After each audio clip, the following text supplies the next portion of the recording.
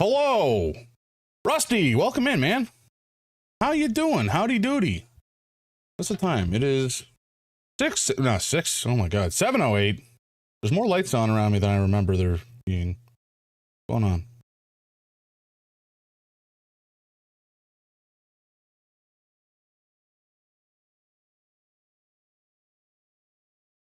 That sort of works, I guess. Wait, did I just mute something?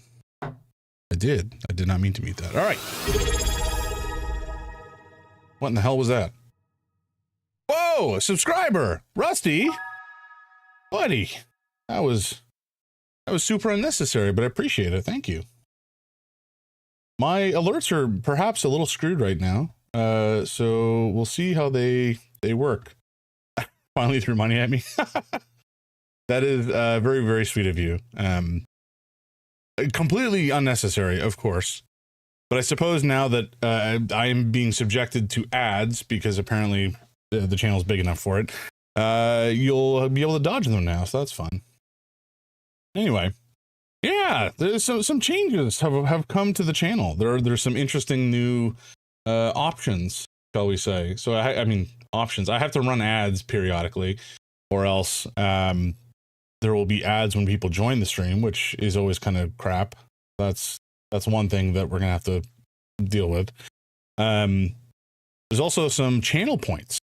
Channel points are a thing. So if you have channel points, or rather, the more that you watch a stream, the more channel points you'll get, and you can redeem channel points for all sorts of weird stuff, like reminding me to drink water or stretch or whatever. Slurp, slurp. There you go. Alrighty, that's the sign. I got to remember to hydrate.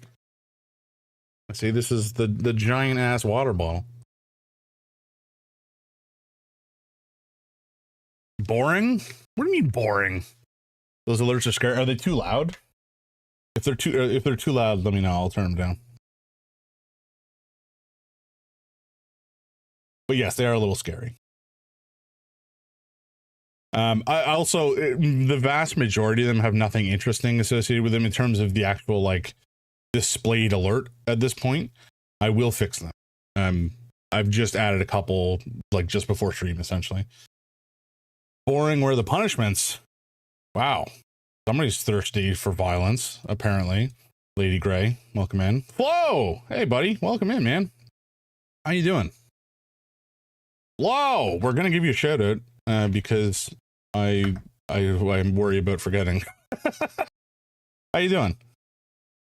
Well, if it isn't older and more affiliated jams. That's true. I did age. I've survived another year. Welcome in, Noble. How you doing, man?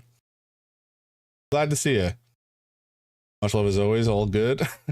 Actually, speaking of shoutouts, I shout out Noble. He's a good dude. Actually, Noble gave me an idea for one of the well, not so much gave me an idea as I completely stole shamelessly the idea from his channel. Noble also being a streamer. Everybody, please check him out. He's a sweet dude. I have a lot of respect for him as a human and as another streamer. So please show him some love and check out his channel sometime. He does have excellent taste in music, all media really, and just being cool. I have no respect for you though. Thanks so much. Hey man, I'm just telling it like it is. And you know what, Rich? Having no respect for me is completely normal. I mean, certainly I have no respect for me. I'm all right. I slept most of the day and feel much better than this morning. Okay, I'm very glad to hear that. Very glad to hear that indeed. One of the channel redemptions that I've recently added, I think, I'm not actually 100% sure if it works, but it is to provide a tier list from Tier Maker and have me rank it on stream as a fun little activity to force me to do something. So that's fun. But if there's anything else you guys can think of, I think there's another one for asking for a poll. I don't even know how polls work. I have no idea how to set them up. So we'll figure that out on the fly, I suppose. Sub only chat. No, I don't want to turn that on. That's stupid. Can I set up polls here? Quick actions? Is that how this works? It is. Okay. So apparently I can set up polls now. That's fun. I don't know if you saw on your Discord, but my best friend texted me and said, don't backslay the Spire on Kickstarter. Got it for you for your birthday. Hot damn. Love that. I'm so happy for you, man. I'm so pumped for the kid. Okay, so just for context, everybody, the Slay the Spire video game, excellent, obviously. Slay the Spire 2, is seemingly better in every way, just in terms of like a straight upgrade to the Slay the Spire 1 mechanisms. There is a board game. So there's the video games. There is a Slay the Spire board game, which is also phenomenal. And today, the company that is publishing the game, Contention Games, I believe, is launching a new Kickstarter for the new expansion, which is called something I have forgotten. Why don't we take a look at it? I'm not shilling for them. Certainly, I'm not going to make any money from this, but I'm still going to shout it out because, goddamn, the game is good. Downfall. Thank you. Thank you. Thank you. This is the right? No, that's the wrong project. My eyes. Holy gods. Why does Kickstarter not have a friggin' dark mode? Is there really no dark mode at all? Oh, god damn it. Okay, that's fine. Prepare your eyes to be scorched. I sincerely apologize for what they're about to experience. But bang, there we go. Yo, Mean Bear, be lurking today. Thank you, appreciate that. Welcome in. We're just talking about Slay the Spire, the board game, the Downfall expansion, which is on Kickstarter today. It looks pretty rad, honestly. Bro, if it just use default light mode, you'll never be blinded. No, man, light mode is heinous. Give me that dark mode, baby. But this is so something I find really fascinating about this. The expansion here, Downfall, is based on a fan mod of the original game called Downfall that adds in a whole bunch of new content and features, I believe, the bosses as playable characters. I'm not sure. I've not played the actual video game mod expansion myself, but fascinatingly, Megacrit, the developers of Slay the Spire, I guess fully allowed and enabled the launch of the Downfall expansion as like an actual Steam game entry. So it's on the Steam store place. It's, you know, it's free, so you can just go buy it or download it and add to your account. But it's like an actual Steam product. It didn't launch as a separate mod. You just have to download on Nexus or whatever. It's just fully integrated into the marketplace, which is very cool. So I don't know what capacity the original developers of the Downfall mod pack have. I don't know what to degree they're involved here, but I just think it's really cool, you know, that they have allowed this sort of thing, that the Megacrit folks have kind of encouraged it. It's just like, it's a good, I don't know. It's just cool to see them interface with the community in this way and kind of work with them to bring a pretty damn cool project to, first of all, the Steam, and then to actually like launch it as a board game expansion too. I don't know if they've mentioned any of that stuff here. Game designed by some folks based on the video game by Megacrit. Special thanks to the backers. Downfall expansion based on the Slay the Spire mod Downfall by Table 9 Studio. That's so cool, man.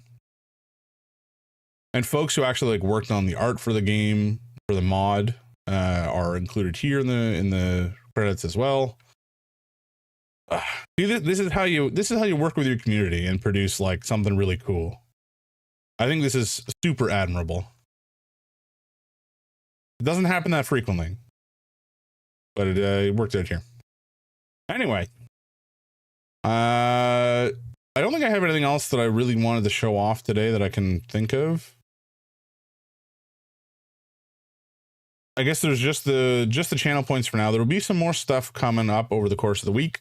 I was hoping to get a like spin the wheel type prize situation set up, to, you know, spin a wheel, have me do something that also includes, you know, maybe getting a prize like a Steam key or something. You can do it a couple times a day.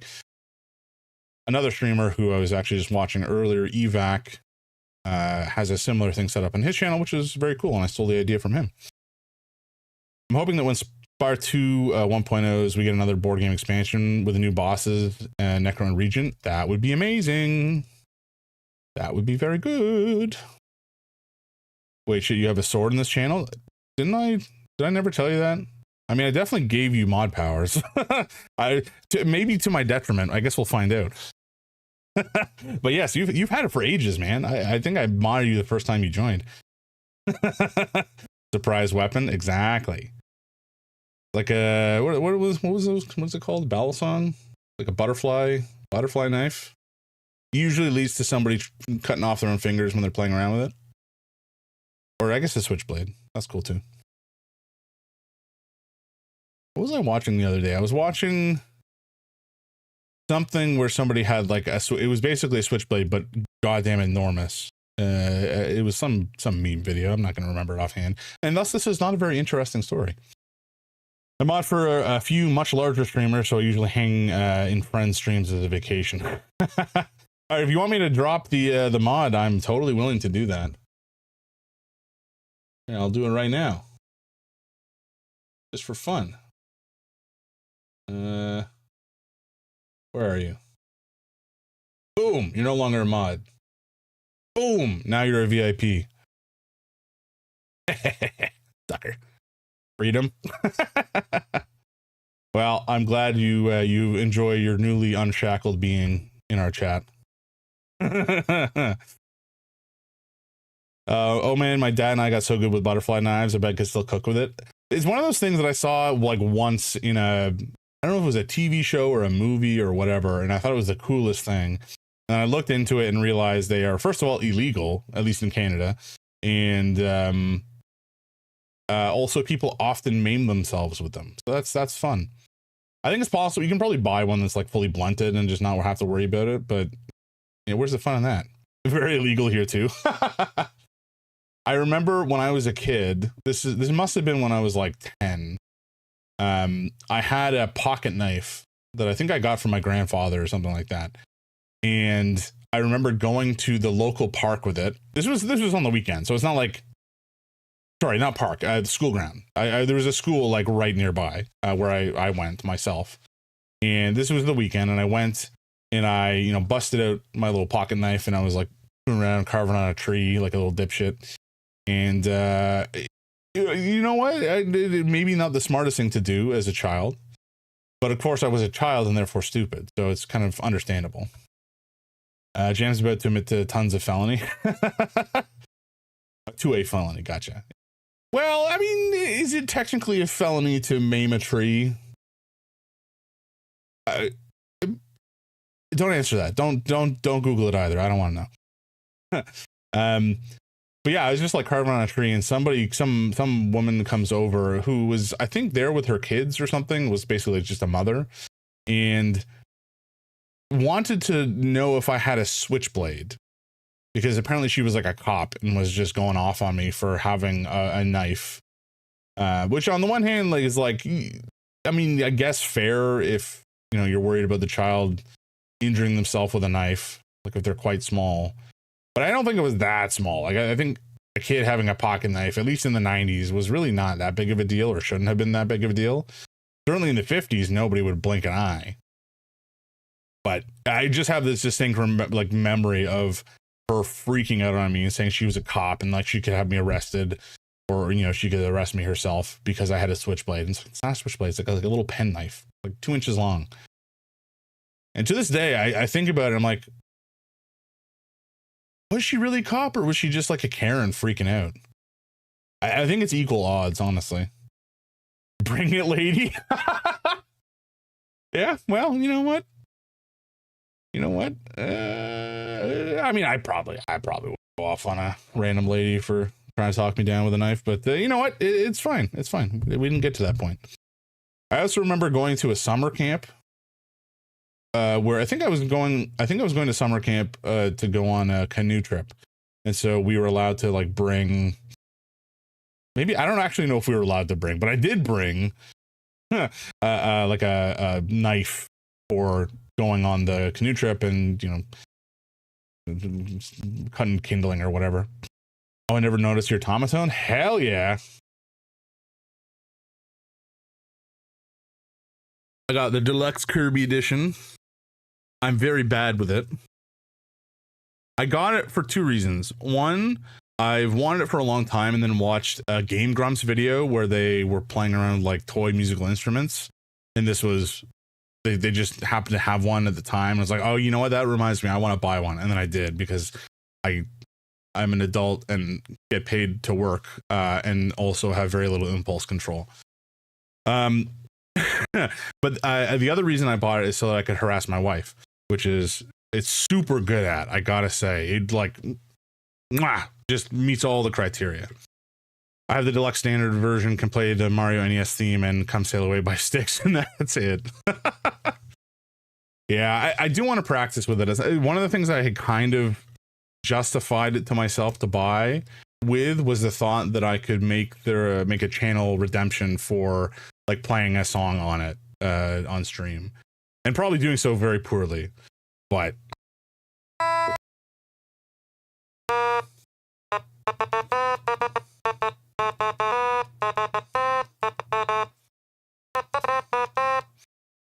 that was like kind of a super crappy rendition of part of the Final Fantasy theme song for battles. Final Fantasy 7, I think.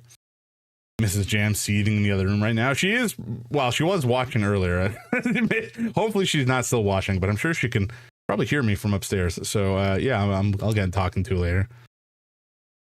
I deservedly though, in her defense. Anyway, I got to practice with this thing some more. But yes, otherwise it just kind of hangs out with Cthulhu back there, and he tends to groove when I'm not paying attention. How loud could it be? Well, it does have an output that I can plug into an amplifier, so it can be basically as loud as I want it to be. To play until she notices to find out. Oh, it gets loud when you turn it up. Oh yeah, big time. Yeah, maxed out, it gets heckin' loud. And then I can also plug it. Theoretically, I guess I could plug it into the digital receiver that we have the record player plugged into and then blast it through the speakers and really annoy the neighbors. That could be fun. The neighbors are interesting folk. So we have a semi-detached house, and so we do hear some stuff through the walls. Usually, I don't know if it's the kids or the parents or somebody. Somebody has, first of all, poor taste in music, but they tend to like blast it. And I don't know if it's because they just don't know how loud it is going through the walls, or if they're just not, they don't care. It could be either. I don't know. But it can be very loud and it can be very annoying. And so sometimes we just like put on music ourselves and make it loud because you got to fight back somehow. And someday maybe we just like hook up the automaton and really go to town. I think that could be really funny. That's the scariest, knowing they can hear you too. You'd blast your automaton back over the speaker and play along. That would actually be really funny. The obvious chill response is to talk to them, but the obvious optimal response is playing Cannibal Corpse. It's one of those things, you know, we've not really had a specific conversation about the noise coming through the walls, but I think, you know, they've acknowledged that their children can be quite loud at times.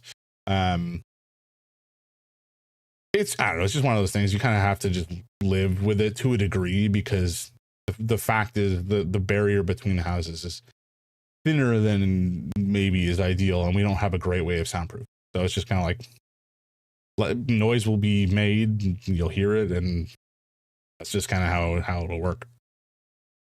And obviously, you know, realistically, we don't have any actual recourse, even if it was something that was like to the point of being obnoxious, because during the day they can kind of just make as much noise as they want in their home, up to a certain point, of course. My neighbor's kid practiced the recorder in the morning before school, and their room is wall to wall with yours. Oof. I'll never say anything but have considered murder. I think that would be considered justified. If I had to, you know, not a lawyer, but probably legal. Probably. Yeah, maybe a slap on the wrist, a fine. You know, some. I think, you know, you may have to do some community service, but at the same time, like, your service to the community would count towards that. So it may just be a wash in the end. It would depend on the judge, if I had to take a guess. Alrighty, folks. I have yapped enough for the time. Oh, actually, hold on. We did have food. Oh no. The food has been delivered. Has been sitting outside for 23 minutes. Well, hopefully the raccoons have not gotten to it again.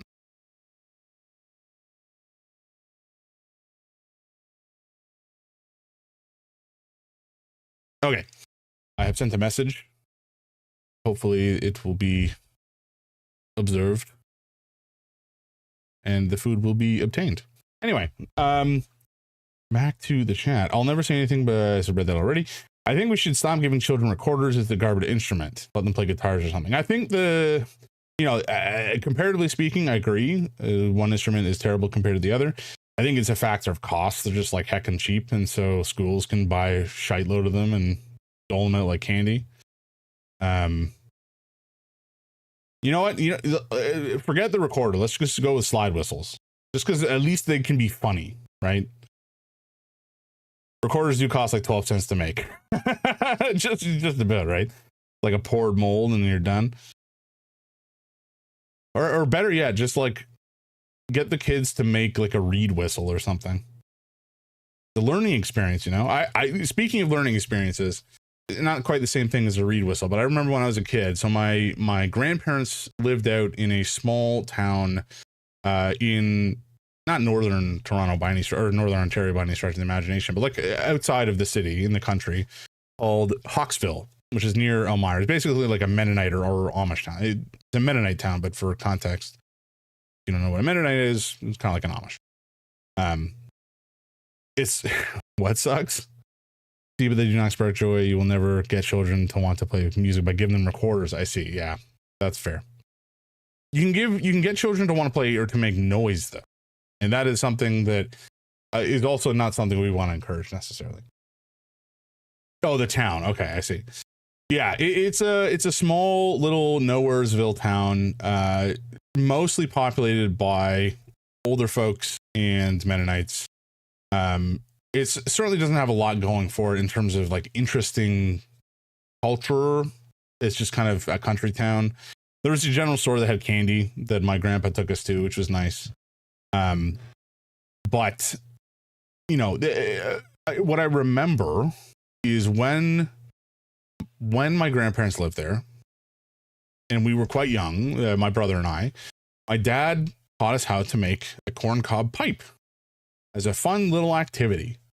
And so, you know, we took the corncob husks that were all dried out. We presumably the corn was no longer on it either because it got eaten or fell off or dried out or whatever.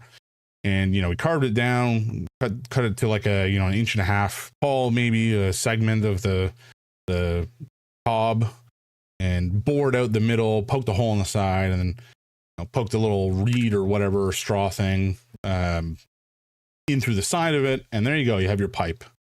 And then he taught us how to smoke with the pipe by jamming a pipe full of corn silk and lighting up and having us take a big old puff. And let me tell you, that put me off smoking for life. Awful experience. I do not recommend it. So if his whole goal was to teach us how to not want to smoke ever, I mean, mission accomplished. If it was how to make a cool corncob pipe, I have no memory how to do so, so mission failed. But it is a core memory. Meanwhile, I'm jonesing hard for a cigar. The last time I had a cigar, I don't remember where I got it. It must have been for a gift or something, but it was in like second year university. And I remember I was the only one at home and I was puffing on the thing and I got very, very sick and threw up a lot. It was not because I was like inhaling it into my lungs, which I knew you were not supposed to do. I think it was just essentially tobacco or nicotine overdose, effectively. I was just not used to it, and it made me ill. But it certainly didn't exactly make me want to try it again. If you ever want to sit and smoke a cigar on the patio, let me know. You're always invited. I'll provide the cigar. It's one of those things I would have to, I just don't want to waste it, you know? Like I would have to try a little bit. I guess you could always, and you cut off the burning part and save it for later. I don't know. Oh yeah, my friend who's a cigarette smoker vomited while we smoked this cigar. It's just a thing you get used to. Hopefully not the vomiting, and you just meant the level of nicotine. I'm assuming the latter, not the former. Yeah. It wasn't a bad experience. It was kind of, it certainly made me feel fancy and refined. Before I started to vomit, obviously. The vomiting made me feel very trashy. Not in terms of being a trashy person, but just feeling like trash. But yeah, there's a certain, I think I also had some whiskey at the time. So it was like whiskey and a cigar. It made me feel very like refined, gentlemanly. And for it was nice while it lasted. Put it that way. Anyway, what is going on? We have a busted alert. What is this? What is happening here? Lol. Oh no, that's just that's fine actually. I think that will fade with time, perhaps. Yes, it did. Okay, we're good. Actually, why can I not see that? Did that show up? Test? I'm just sending a test message to see. Okay, it's not working. That's intriguing. But why is it not?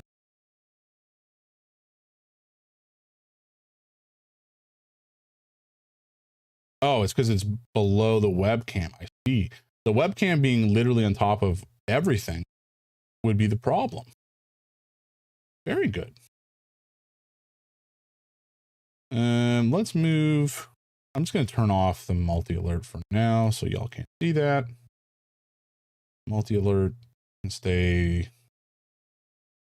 No, there I'm going to have to disable it as well. It's fine. It's fine. It's fine. Okay. Now that I have yapped well enough, Jesus, 30 minutes worth of yapping, I think we'll just start playing the game because that's what we're all here for at the end of the day, right? Everything is awesome. Everything is great when you're part of a team. I don't remember the rest of the song. Something about a team, maybe. I don't know. Been a hot minute since I've seen the Lego movie. The first one I enjoyed quite a lot when it came out, although I'm not a huge fan of Chris Pratt as a human being. He's also just like kind of the same one-note person in everything he's in now, it seems. But that aside, I don't think I've really seen the second movie.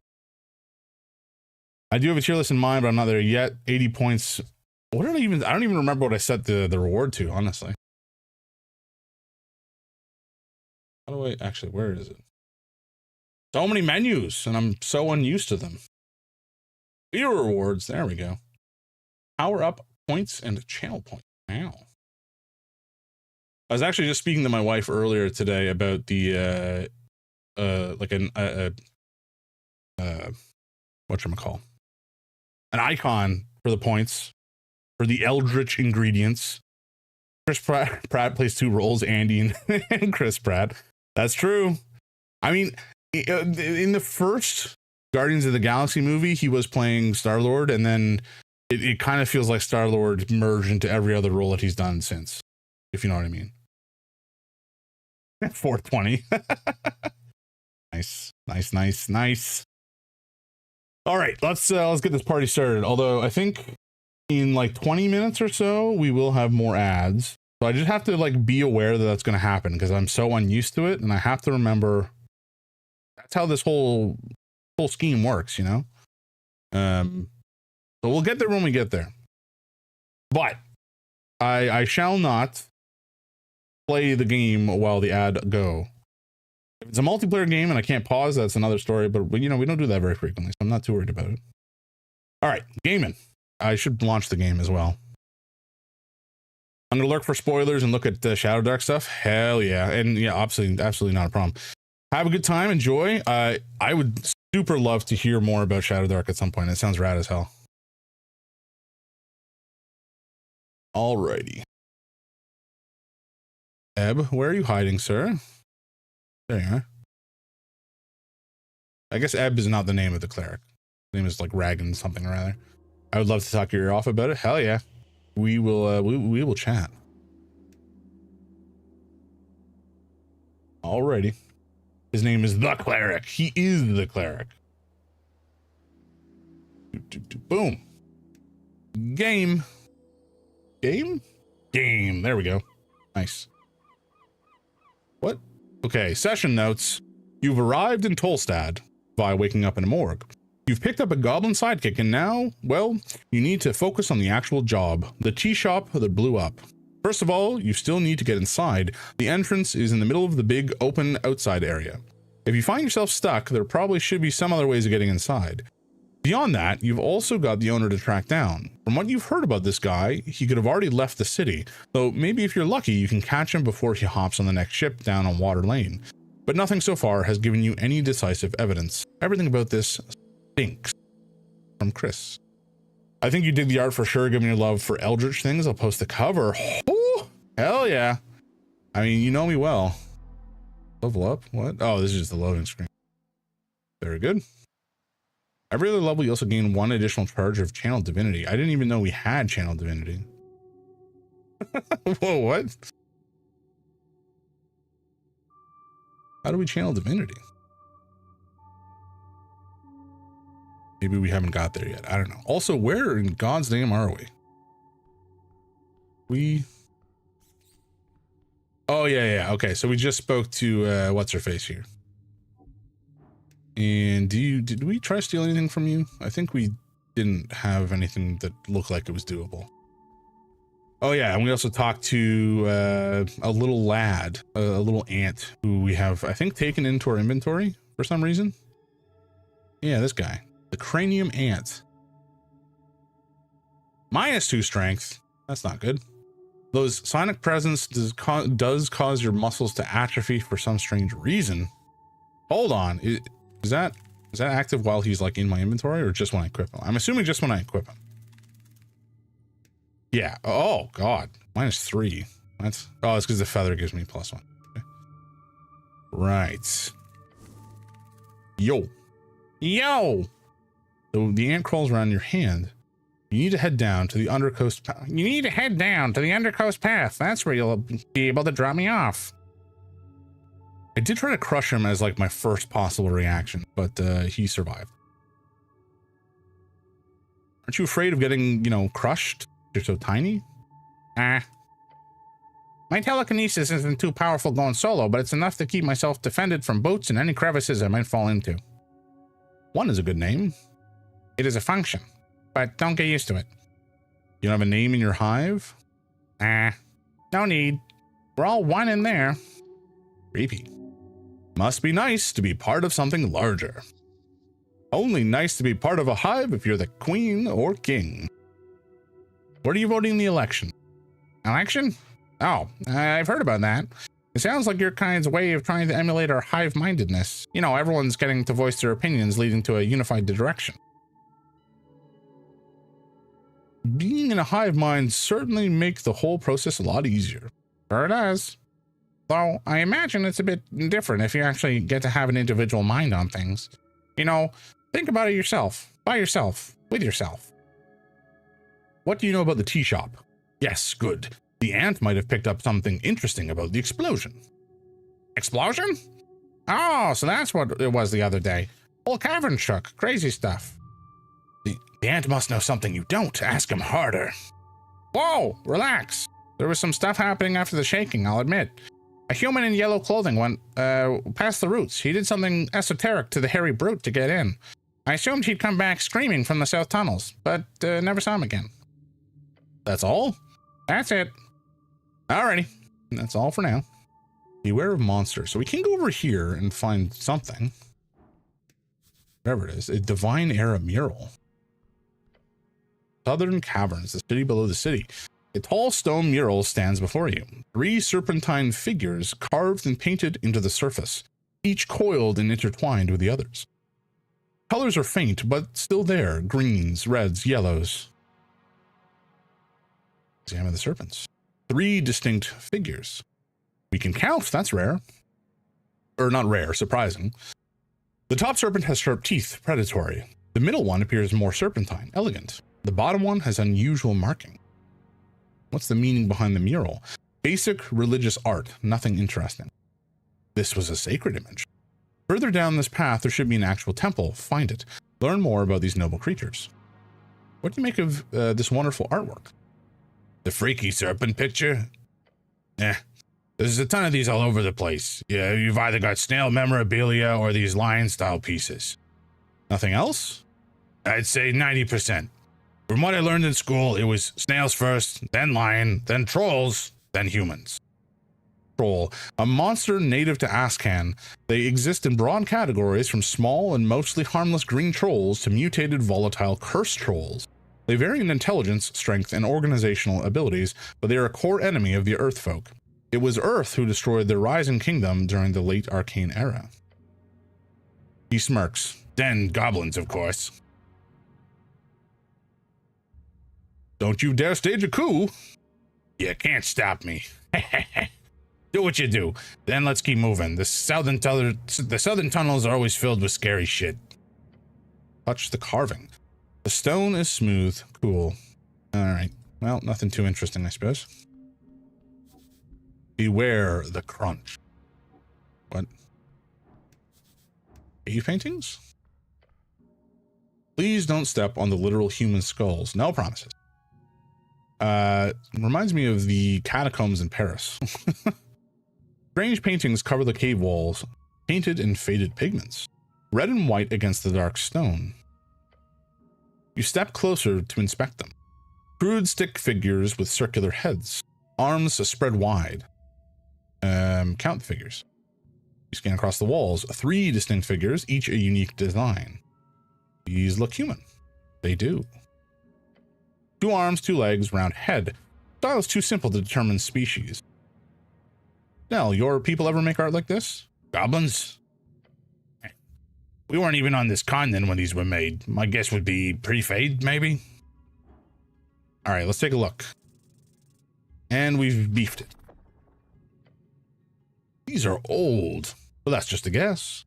Dating cave paintings is difficult without proper study. Alright.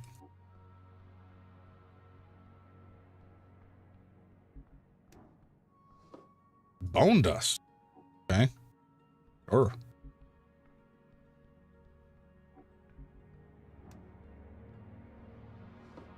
Fancy hat. A yellow hat. Grab the smooth fabric.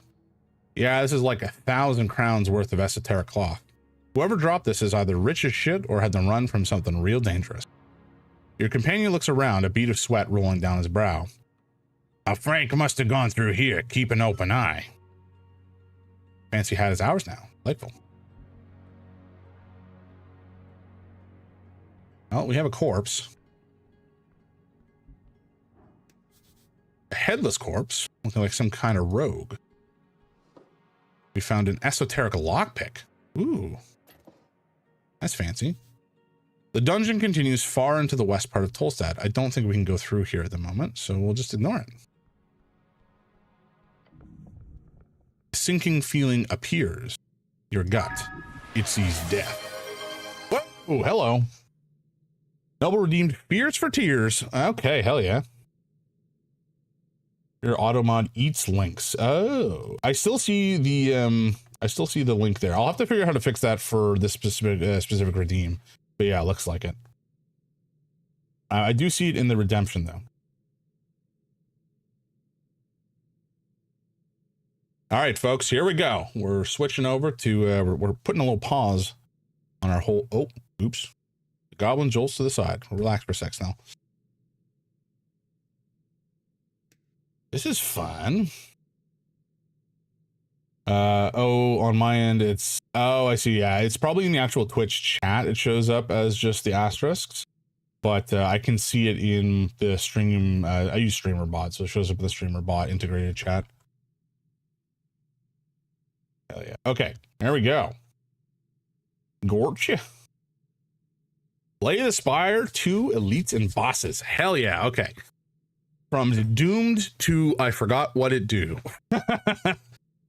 Okay, let's see. This guy. So this is the Decimillipede. He's annoying as hell. And he's got a fair amount of HP, and you have to kill them all kind of at the same time, or they will revive with 75% HP or something like that. They're super annoying. I think I'll probably, because I've died to them several times, because it's really dependent on your build. I think if you have a build that can hit everything on the board with some regularity, then they're like, okay, you can kind of whittle them down at the same time. But I was playing a Regent run with 40%. Okay, gotcha, for HP. I was playing a Regent run where I had Big Sword, and Big Sword hit real hard, killed them in one shot when I swung, but I didn't have a way to tutor the sword back out. So I was really struggling to kill more than like 2 of them in a 2-turn span. And it ended with my death, sadly. The Chimera is fairly easy in my experience. I don't think I've ever lost to him. The first phase actually kind of feels like the hardest, because I think it's for every skill you play, he gains 2 strength, and that strength can build up scary fast, especially in multiplayer. But if you burn him through that stage, his other 2 stages kind of feel like nothing. I don't even remember what the middle stage does. I mean, the 3rd stage is the intangible every other turn, but like the middle stage just is nothing from what I can remember. He's just like a nothing burger. This guy, I would say he's middle stage, gives 3 wounds if you take on block damage. Okay, gotcha. So like really not a big deal. It depends on your build. Like, you know, if you're really prone to getting bogged down with status cards, then yeah, it can be kind of painful, especially if you're not really able to block consistently. But for the most part, he's been pretty chill. This guy, you know what, I would say he's on the easier side, because he gives you the energy on successful attack when you hit him. So we'll have to see how the rest of this tier list shakes out, but I think generally speaking, I would say he's on the easier side. This boss, oh my god, what's the name of it? The something crab, or the something parasite, the Lagavulin parasite, I think, or something like that. I actually don't really remember what his shtick is. I don't find him that hard. I don't think I've lost to him. This guy can be harder, especially in multiplayer where he has a ton of the slippery build up. So slippery is a status that essentially all damage done to him per attack is reduced to 1 until you've removed all the slippery stacks. He can be annoying depending on what your build is like. Again, if you're focused on doing 1 big hit infrequently, he sucks. If you have a bunch of multi-hit attacks, then he's kind of easy. So it is going to be build dependent to a degree. This guy, this is the boss, the waterfall giant, I think his name is. He will build up like a nuke that goes off after you kill him. And depending on your build, you know, if you can't kill him fast enough and you also can't build up enough defense to deal with the nuke at the end, he's often a game over.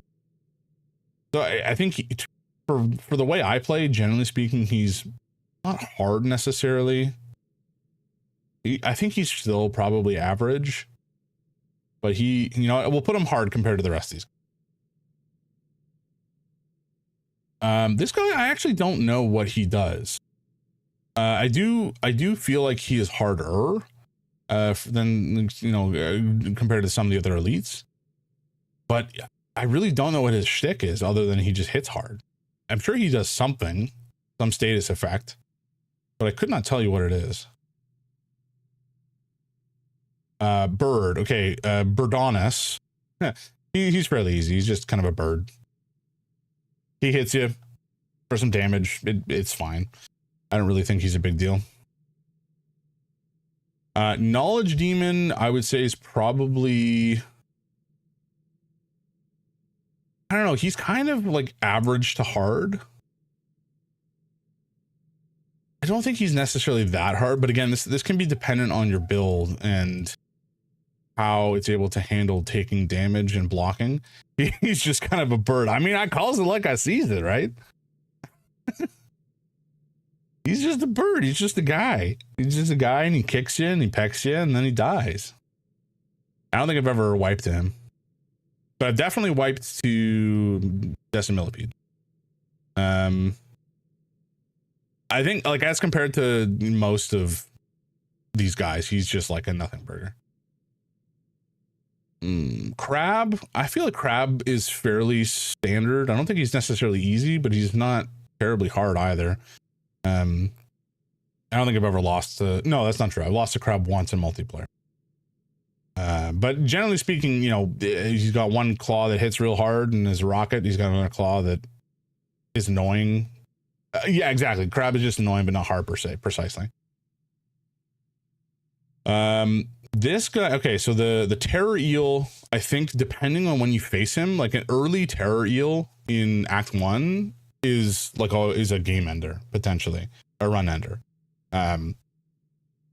You know, if even at the end of the run, like he can hit like an absolute truck because of the vigor that he gets every other turn or something like that. Even with the ability to stun him by doing enough damage to get to the threshold, like he's still pretty rough. So I think on the spectrum, he is on the harder end as compared to some of the other elites. The deer is fairly easy, truly. Like he has a status that he applies, ringing, which allows when you are ringing or when your cards are ringing or whatever, you can only play one that turn, and that's like annoying. But it doesn't, you know, you take a big hit that turn maybe, but then you just kind of go back to doing the same amount of damage and stuff you did the previous turn. So it's really not a big deal. Entomologist, I think it is, or Entomancer or something like that. He is annoying because every time you attack him, you gain dazed. Generally speaking, it's going to be dependent on your build, like usual. Some builds will make this nothing. Some builds will actually be empowered by this. I had a defect run where I had a flat cannon, and the flat cannon is a rare card that costs 2, I think, but then when upgraded costs 1, that exhausts all the statuses in your deck and then does like 8 damage for each card exhausted, but does not exhaust itself. So he gave me a bunch of statuses, and then I blasted him with flat cannon and he just melted. It was hilarious. As a silent shiv stand, he is awful. That's fair. Yeah, exactly. He can be a pain in the ass. Actually, amusingly, the defect against one of these other guys, where is it? The Sandworm. Defecting against Sandworm with this flat cannon build was actually hugely problematic because that was my main source of damage. It wasn't the only source of damage that I had, but it was my main source of damage. And if I used flat cannon, it would get rid of all of the cards in my deck that allow me to run away. The runaway card is a status card. So if I use flat cannon, it would exhaust them all, and I would not be able to run away. And so I'd be on a very short clock to actually wipe him out, which was kind of funny. I did use it closer to the end of the fight. It didn't catch me out. Like, I wasn't surprised by it. I figured it out before I actually played the flat cannon, which was a good thing. It would have been very funny had I been caught with my pants down as a result, but I fortunately had eyes and read before dooming myself. But I did use it closer to the end of the fight and finished him off with a massive burst of damage using all of the exhaust and such, or the runaway statuses being exhausted. But, you know, up until that point, my damage was quite, comparatively speaking to the rest of the run, low because I just wasn't able to use my main source of damage. And it also meant that my deck got slower and slower because I had all of the runaways. My deck was also designed to add more status cards to my deck as combat progressed, so that I could spend the status cards. It was like a whole thing, but we pulled through. He's like average. I don't think he's particularly hard. He may even be easy in my experience. Queen, I think, is on the harder end. I don't think I've lost to her. Yeah. Oh no. I think I've lost to her one time, but she hits hard. She has a beefy minion. And even after you kill the minion, she herself starts to ramp up and hit harder too. He actually fucked me up because I had a very specific deck strategy and the retreat cards fucked your draws up. Yeah, that's completely understandable. If I had not, because the fight with Defect where I had my flat cannon kind of neutered for the majority of the fight was in multiplayer. So if I had been solo, I don't know that I would have been able to out damage him and still like play all the runaway cards and like keep away before I died. So he would have been a little trickier in that specific situation. Okay, this guy, I don't know. I kind of feel like he's average. Like he hits like a truck at times and he puts, I think, burn into your hand, but I've never found him to be immensely dangerous. He's just kind of, maybe he's on the harder end. Also, I forgot what to do. Is this like so easy that I forgot what to do? Or is this literally, I forgot what it does and so we're not going to rank it?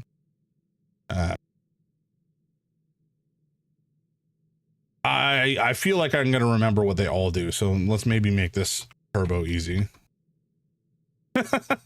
In which case bird would fall under that category. And honestly, this guy would probably be down there too, comparatively. All right, these little shits. These guys are super annoying. Because every time, especially like even I'm driving the list. True. True. I'm the captain now. I don't remember the name of these guys, but every time you hit them, they block, which is really annoying. I imagine the Shiv build has an unhappy time with these schmucks. I would say, generally speaking, they're probably average difficulty, but they can be really annoying. That's the thing that I like about this tier list, and well, not about this tier list specifically, but about these bosses. So many of them are so dependent. The difficulty of them is so dependent on your build, right? Like you can build around any of these guys. And some of them are going to be like, you know, the queen compared to the rest of this list is, you know, it's not that build dependent. It's going to be hard pretty much no matter what. Whereas these guys, you know, if you have big single hits, then you can wipe them out, you know, one at a time and then block the rest of the time and you're kind of okay. This guy, if you have a bunch of small attacks, again, kind of a similar situation. As the regent with a massive turbo sword, I'd beat the hell out of him. But as, you know, I think I was doing a multi-hit defect build with the, I don't remember the name of the attack, but it basically gives you junk when you hit 3 times. You know, I got more as a result. Ads will be coming up in 3 minutes. Good to know, Ulus Corp Tech Ninjas. Appreciate that. All right. I think we know how these ads work. It's fine. I can handle it. But yeah, these guys are kind of like average. They can be annoying, but they're really not that bad. Same with this guy. You know what? He's average. I don't think he does hit like a truck at times. These guys fucking suck. They're just so annoying. I don't think they're necessarily you are doomed level difficulty, but oh my god, the dude in the middle making everything ethereal is one of the most obnoxious mechanisms in this game. It just like losing your powerful cards because they just came out at the wrong time and you didn't have enough mana to play them is such a bad feeling. So he sucks. The Spectral Knight is just a turd and I hate him.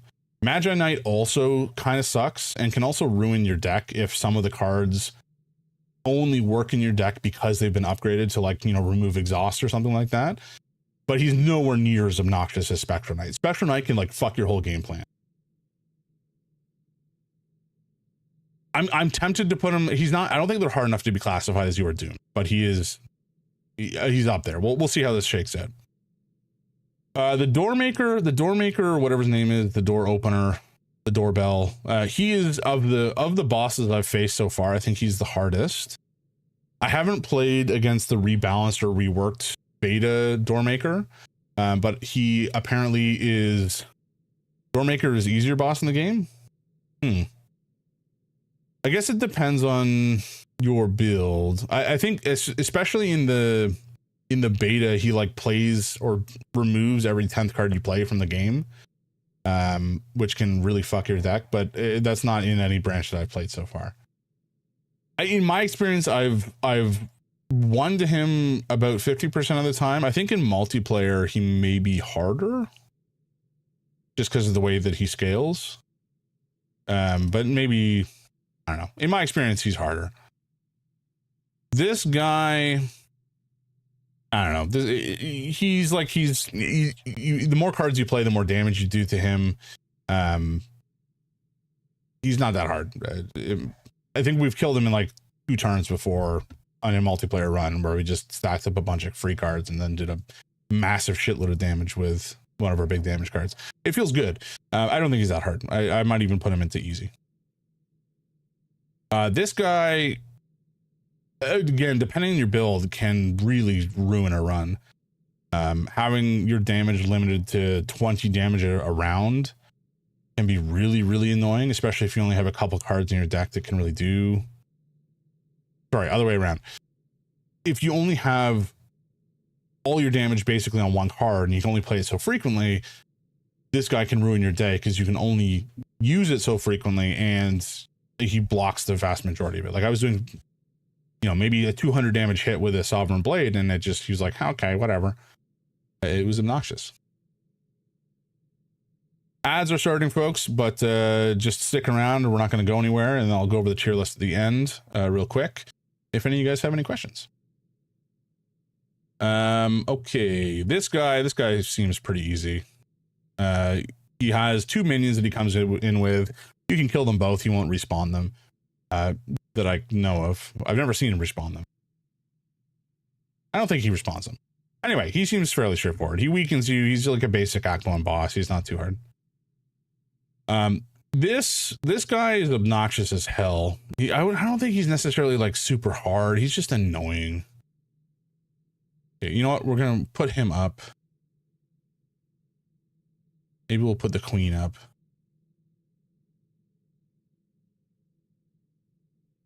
Okay, we'll think about this in a sec. This guy is just annoying though. Like he infects your deck, which can be annoying because it just fills your deck with trash and can ruin your draw. But then also after you kill him, he spawns 4 little worm bastards and you have to kill them all individually. And it's just like tedious. Like, come on, guys. You're worms. Like, what do you have to live for? Just die already. And then finally, we have fish. What does fish even do? He goes intangible every so often. And oh yeah. He puts status cards into your deck that you can play for 1 energy. But if they're in your deck at the end of your turn, you lose HP. You do not take damage. So you cannot block damage from his status effect, which is really annoying. So you either have to depend on playing the cards so you don't feel it, or I mean, you can potentially discard them with some cards, like maybe a build with the Silent that has a lot of discard. It's a non-issue, but historically I haven't played the Silent that much. I think he can be kind of obnoxious. He's still probably on the easier side, but like compared to some of these other guys, I don't know if he's as easy. I actually want to put this guy down here. I don't think he's that hard. And do I put you down to turbo easy? Sure. These guys aren't even that hard. It's just like, they're harder. I don't think you're doomed necessarily. They're just obnoxious.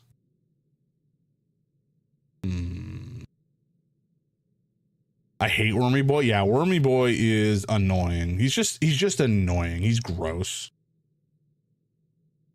Decimillipede, I think I've died to more than Wormy Boy, but Wormy Boy is just a pain in the ass. Oh, that was 3 minutes? Really? Jesus, Murphy. Didn't feel like 3 minutes. All right, anyway, folks, we're back from ads. We've just basically finished up our tier list here. That's what she said. Oh, dear. We've just finished up our tier list. There's some contention about the Doormaker being a little perhaps easier than I have him listed. I think in my experience, he has been kind of a pain in the ass. Especially in multiplayer, I found him to be worse. I don't really know why that is.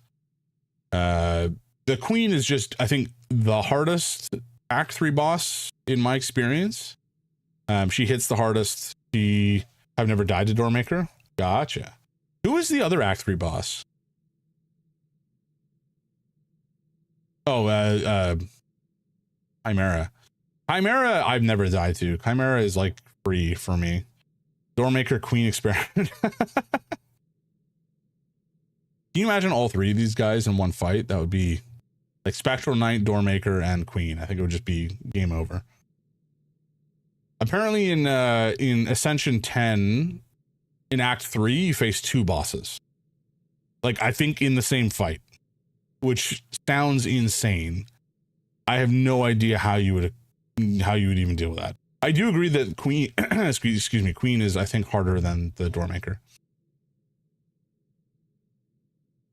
Act 1 bosses, there's the deer, I think fish, and this guy, perhaps? Slippery Boy? Slippery Boy's probably, I don't know if Slippery Boy or fish is more annoying. I feel like fish is more annoying, Slippery Boy is a little bit more lethal. But they're both fairly averagely challenging. Wait, is this guy? Maybe he's an Act 2 boss. This is the Act 1 boss. Fish is annoying if you can't damage race his ass. Yeah. Slippery Boy is always annoying. Yeah. Although again, if you have a bunch of multi-hit attacks, Slippery Boy is not that annoying because you clear those multi-hit or the slippery out real fast. Because he's only got like 9 or something, or maybe no, not 9. 30 maybe 33. If you're a single player, I think. And you can clear them out relatively quickly. I don't remember if the defects lightning orbs remove slippery or not. I think it might, because I think it's every time he takes damage is reduced to 1, but I wouldn't stake my life on it. Anyway, that's the tier list, folks. That was fun. Thank you, Noble. I appreciate that. That was good times. I save this. I will not download or create an account or whatever. Alrighty, back to the game, folks. Here we go. That's not the game view, although it works. All right. Ooh, actually, while we are sort of on a break, I have some sustenance. And more importantly, a milk shelk. A Nutella peanut butter milk shelk. Which is super important for my happiness this evening. And it actually came with a straw this time, which is nice. The last time I had to use a small-ish cocktail straw, and it kind of hurt. Kind of hurt to like sucking a, what's the phrase? Like in a bowling ball through a straw, I guess. I don't know. I don't know words, but it was hard, and it wasn't the easiest thing in the world to do, and so I had to really like put effort into drinking a milkshake, which isn't exactly what I want to be doing when I'm drinking a milkshake. You know, I just want to enjoy it. Oh no. Well, it's spurted everywhere.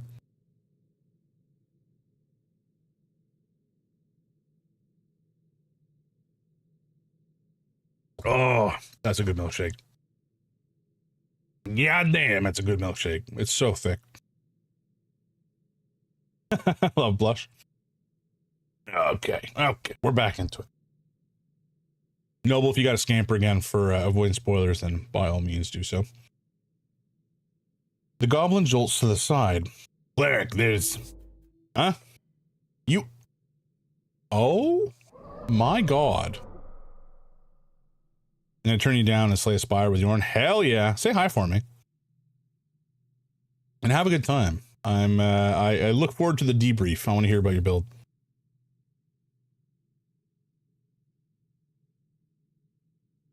Okay. This thing is gross.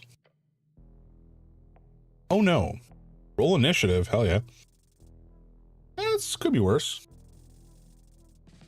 He's a big rock thing, so that makes sense.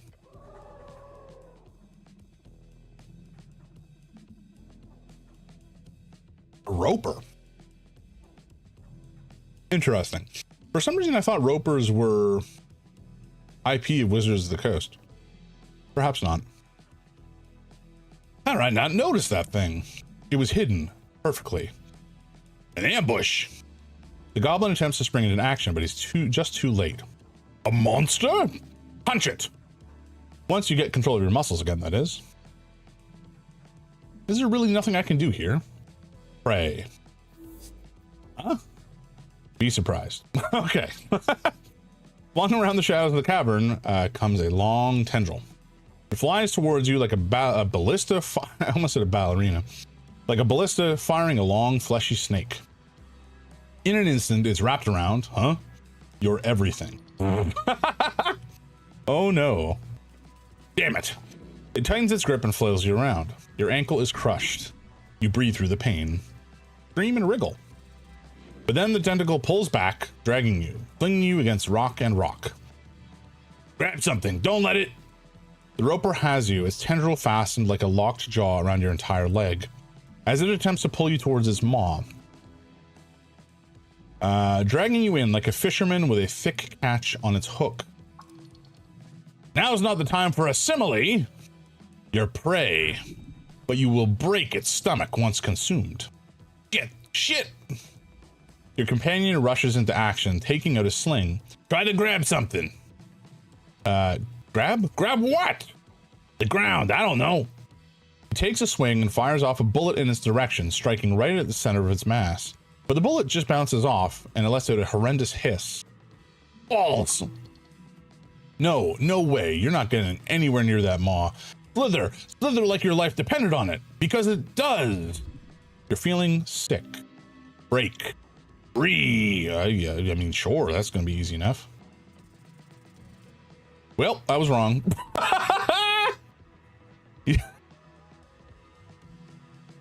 Well, maybe I should hold my mouth before I say anything. You struggle. A groan tightens your lips as the tentacle tightens around you, grabbing it, pulling, fighting. But alas, you do not succeed. The tendril pulls you closer, but it clearly finds you difficult with all this struggling, so it slams you into the ground. Holy jumping. That's a lot of damage. And we've passed our saving throws. Bones broken, loosely dangling. If you don't have anything good to say nothing, okay? It grips even harder. The goblin rushes up to you and yells, "Let go!" He struggles against the tendril in a frantic attempt to save you. The goblin's bravery is admirable. Make use of it. This is it. Last try, break free. And we have advantage. Okay, we got it that time.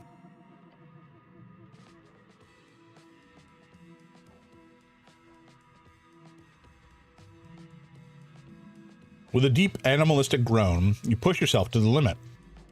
Your body, in a fight against this rubbery appendix of despair, no more. Break loose for real. You get a hold of it as it slithers around your leg and you rip it to shreds. The beast shrieks as its tentacle is left broken by your incredible display of power. You are free. One last breath.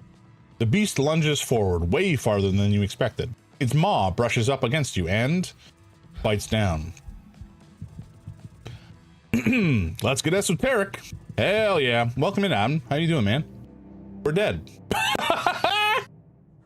We have died. That's a bummer. All right, let's continue.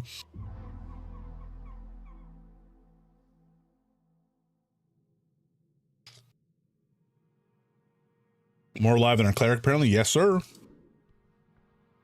We really biffed it there, didn't we? All right, let's run through this real quick. Beware the crunch, don't step on skulls, blah, blah, blah. Count the figures. Human. Nell, blah, blah, blah. Intelligence.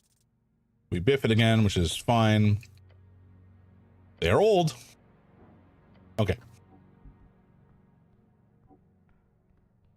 I think this time we save. Perhaps. Perhaps we save, you know?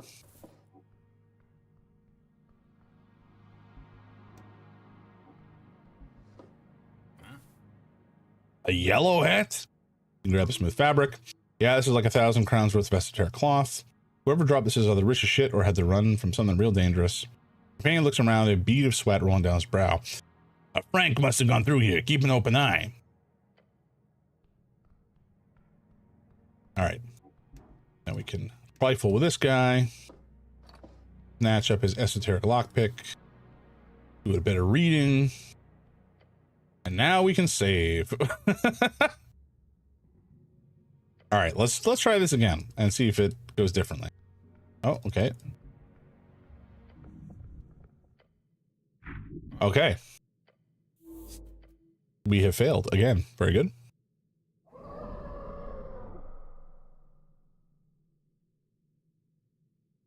I don't know when we can cast these, actually. All right, so we're gonna win initiative again, probably, hopefully. Oh gods. All right. Nell, buddy. How? You're a friggin' rogue. No, get out of there, you rat. It was hidden perfectly, apparently. A monster, okay. Pray. No. My cat's trying to get into my food here. Get away, you dingus. A wee rat. Okay, so he's wrapped this up again. He's done a bunch of damage. We've been crushed. All right. So we have to do a strength check and not die. Admittedly, this should be not easy necessarily, but this is doable. Oh, thank God. Okay, we're good. So we've broken free. And now we have to fight, I guess. The roper lashes out again, striking at your legs. It hits, causing you to fall down on your knees in pain. Ugh, I'll hit him, I swear to the gods. The goblin lines up a shot and hits the roper right next to its large eye, but it just seems to bounce off. Cocksucker. Even still, the creature does get distracted by the shot. The roper roars. I mean, we're just gonna punch it, right? Yeah. You punch the roper with force. In perfect form, your fist makes contact with the beast's horrible, unblinking eye. The softness of it molds around you, and a flood of warm, disgusting, yellowish blood begins to flow out of the hole. It shrieks, pulling back. The terrible noise disappears into the abyss. Tentacles writhing, the roper blindly flees. In its panic, it runs right over the edge. You nerd? Fill your lungs with air, your knees are weak. The goblin leans on his knees and groans. That was tight, but well done.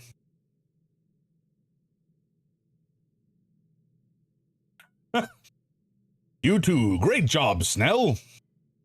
The goblin reluctantly returns a thumbs up to you as well. He's pained by making such a cheesy gesture, but you've clearly earned it. Nice.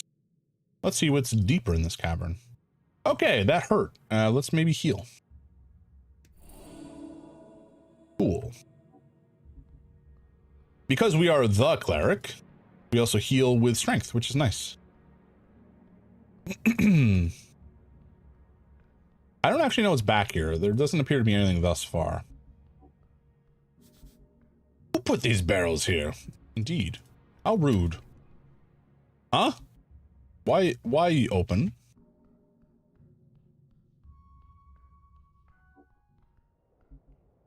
Was this a one-way door, perhaps? Wait, what? Can I not interact with this? There we go. Oh, another one-way door. Okay, so this was on the other side of the one-way door, clearly. And maybe this is like some smuggler stuff? Potion of healing. Delightful. Wait, what? Okay, we're done. Ooh, some apples. Delicious.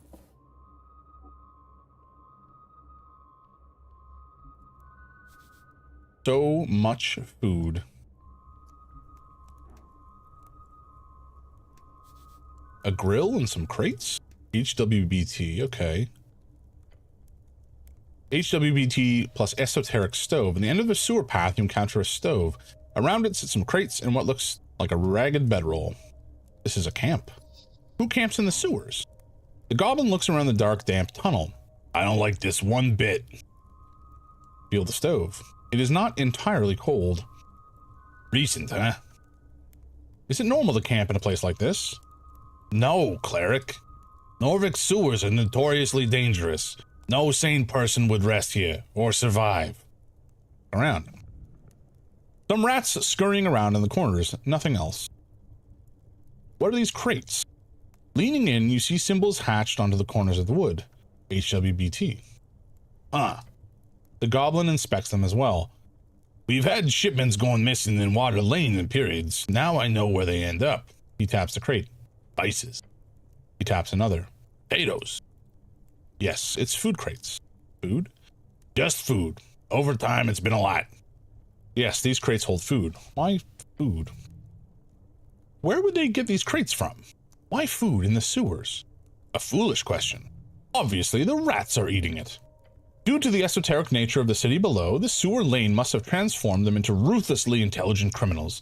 Criminals hell-bent on taking over this crumbling city of yours. I've been trying to nail this thief for a while. Figured it was some organized thing. And considering the size of this hall, it's gotta be. And you never thought to check the sewers? Of course not. It's not even connected to Water Lane, except for the water flow, and that's... He stops and squints at the water. Those motherfuckers! You see what they're doing? Glare at him, slack-jawed. No clue. They've been dumping crates into the water flow, then catching them down here, probably with a net or something. The goblin glances around the tunnel. Diabolical. I'd be impressed if it wasn't my job to keep track of this shit. A hunter. Why food?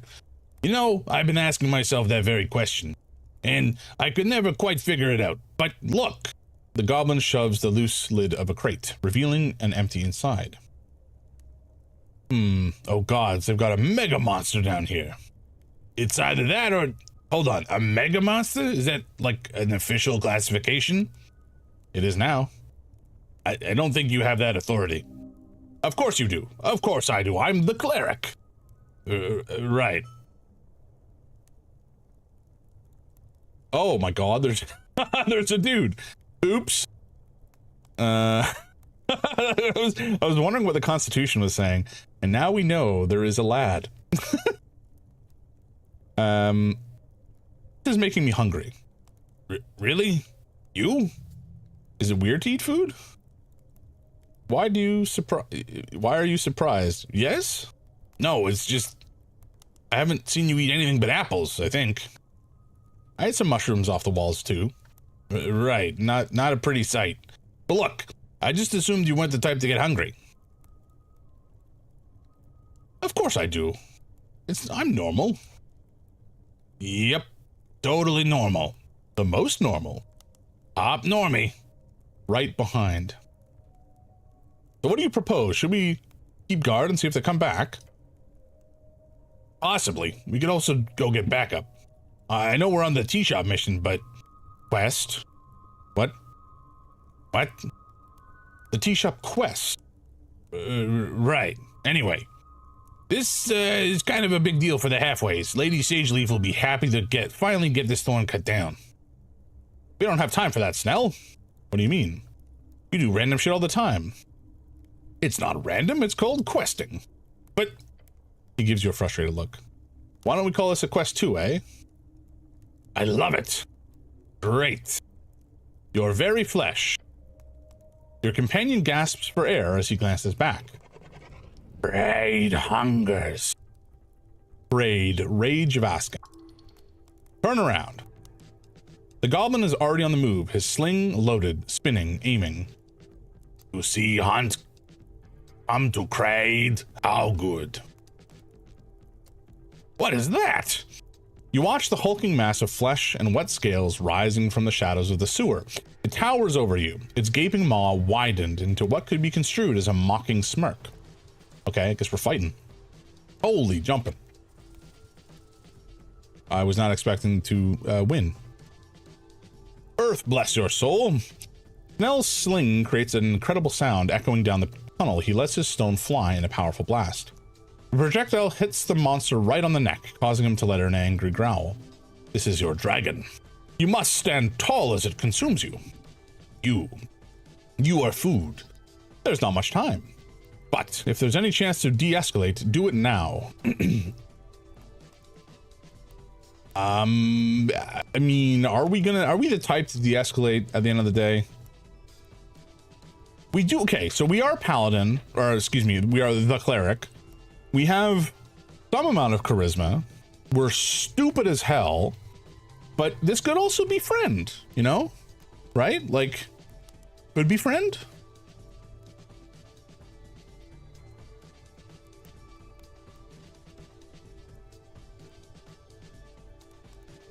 Let's maybe talk to him. Could be friend.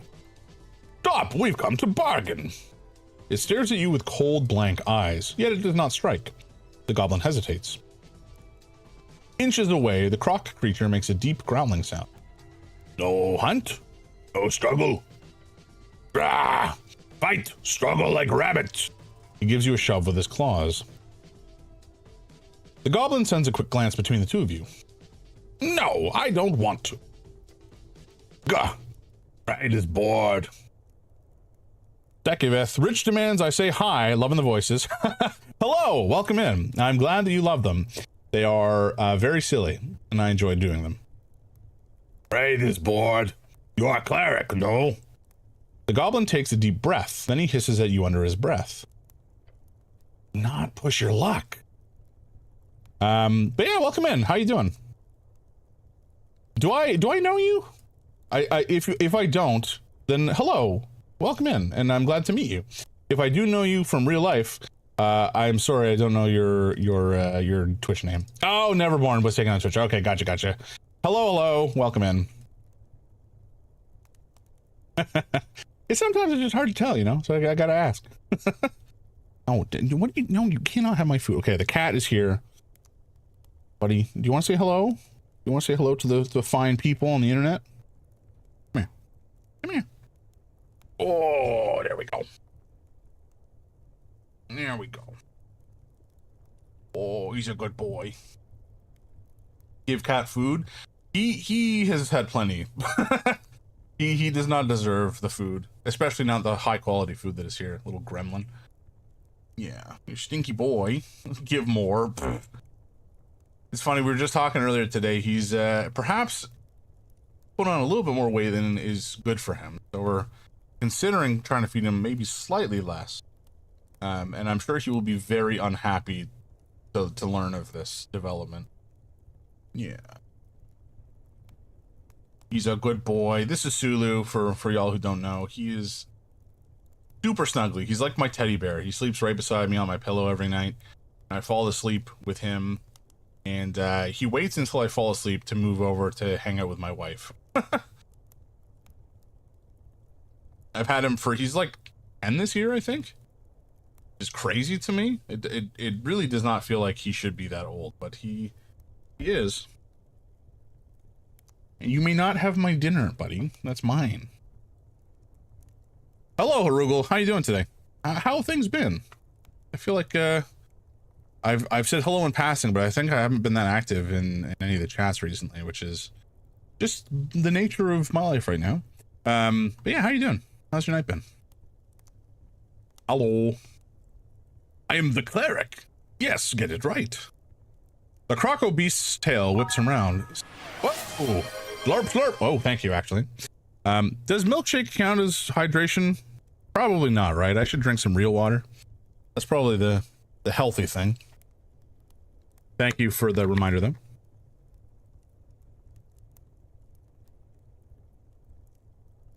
Delightful. Very good. The croco beast's tail whips around, sending dust up into your face. Being a cleric has shaped the way you see the world. Do not be trouble, and Kraid will not be trouble. The beast lumbers over to the encampment. You look on, taking heavy breaths. Snell leans on his knees. He appears to be shaking. Adrenaline running out. Weak knees, dizzy skull. Kraid sits down on a crate in front of the little stovetop. Hunt is done for daytime. Now is rest and cooking. What in the world have you stumbled onto here? You have an urge to fight this thing to the death. Yet you know you were no match for it. Not now. That's not true. We could have taken him. Gulpin approaches camp. These are the sewers below water lane. Water lane. There's a rat there. Oh, can we not speak to him? Goddamn.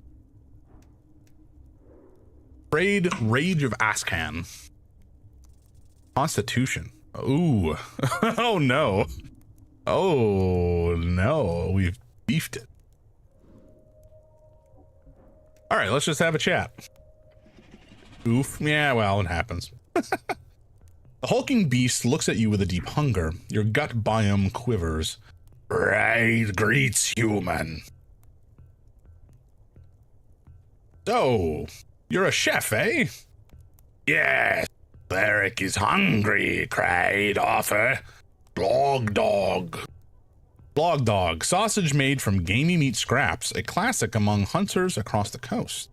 The beast holds out one of the strange sausage-shaped meat pieces. Blog dog? Blog dog. Blog dog? Blog dog? Stare at the meat. Blog dog. It is slog dog, yes.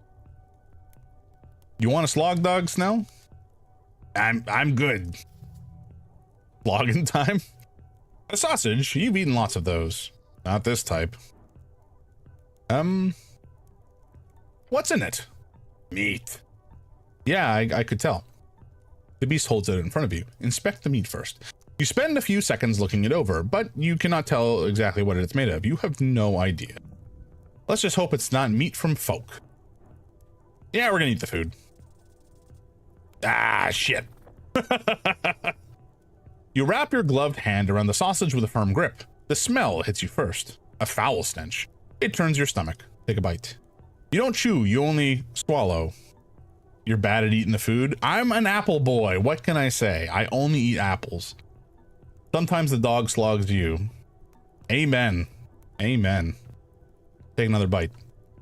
Before you do, your body begins to shake. It is coming back up. Stop eating the slog dog. Pride sees, Cleric does not stomach. He lets out a deep laugh. Okay, how do I do this voice again? Not sure what you expected. Maybe later. He growls and eats the sausage himself. More slog dog for Craid. What do you hunt down here? Many things. Pride, dive, and stalk. There is wild land below, far, deep, dark. But not above here, right? You stay out of the city? Yes. Pride hunts in wilds. Urban sprawl is too easy. When Pride has mission, the hunt begins. Mission? The croc smirks. Pride say nothing. The goblin leans towards you and whispers, "Oh, find anything good down here?" Yes. Pride takes many trophy. From big chicken to little drake, and those of many, many teeth and eye. Most are not tasty. Some? Very. He glances at your companion. You. The goblin does a comically loud gulp. Oh. He tries to play it off. Nice. Green little man, you are not tasty and not even fun to hunt, but you look spicy. He holds up a hand and a stern face. I can assure you I am not. The croc lets out an amused growl. What else do you hunt? Pride hunts where he pleases. This land is good for sport. Great beast roam and many fresh challenge await. When Pride is on hunt, he goes far. Great, good to know. He lets out another short growl. Those rats really seem to like you. Yes. Rat is little thing which I remember from home. Big rat. Those were great friends. You had big rats where you're from. He lets out a happy growl. Big mushy swamp rat. the gayest of little rodent. I hunt as little, then as big I follow. I learn. Big rat is great hunter. Little rat has much to learn. I will. That's great. He turns to you and whispers, let's not get too friendly with the rat-loving killer croc, all right? I found this rat. The monster stares at you as you hold up the white rat in an uncomfortable grip. Right, seize that. There are 5 of them. They make a lot of noise when they come around. The rat back in your pouch. I guess I'll have to find all 5. A quest. It is a quest. Who gave you this quest? I'm not sure. Then you should probably reconsider before you head out on a rat hunting mission. I shall not. Shall not reconsider. We have taken this quest. Since nobody has promised you any pay for it.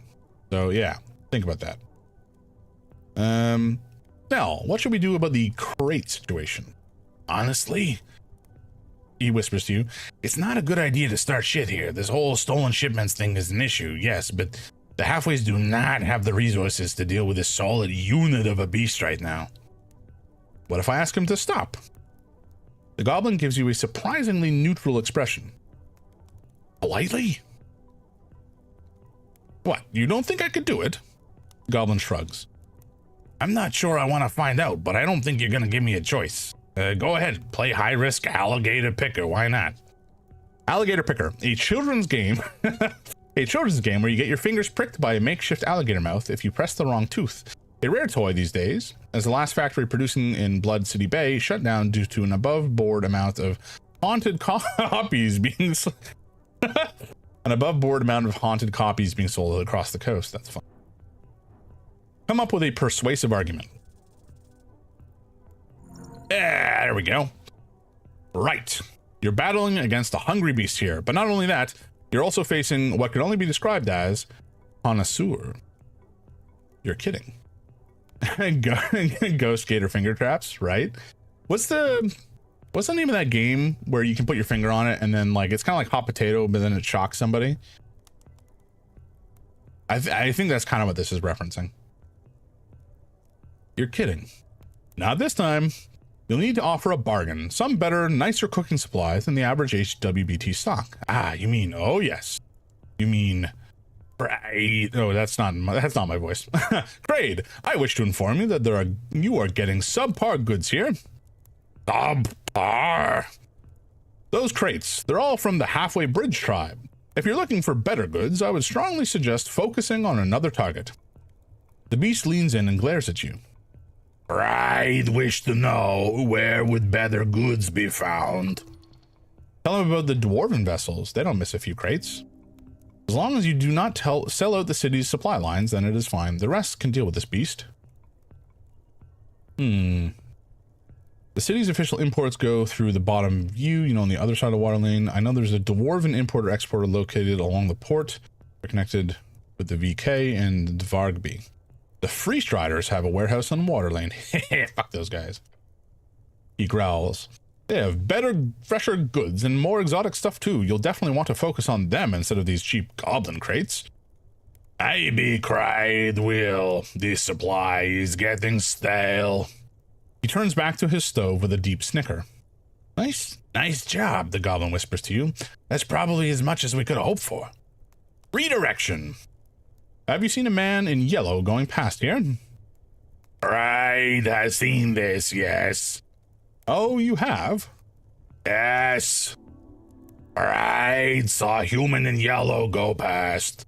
Right, meant to eat such fancy human, but this human was fast and turned invisible before Cried could approach.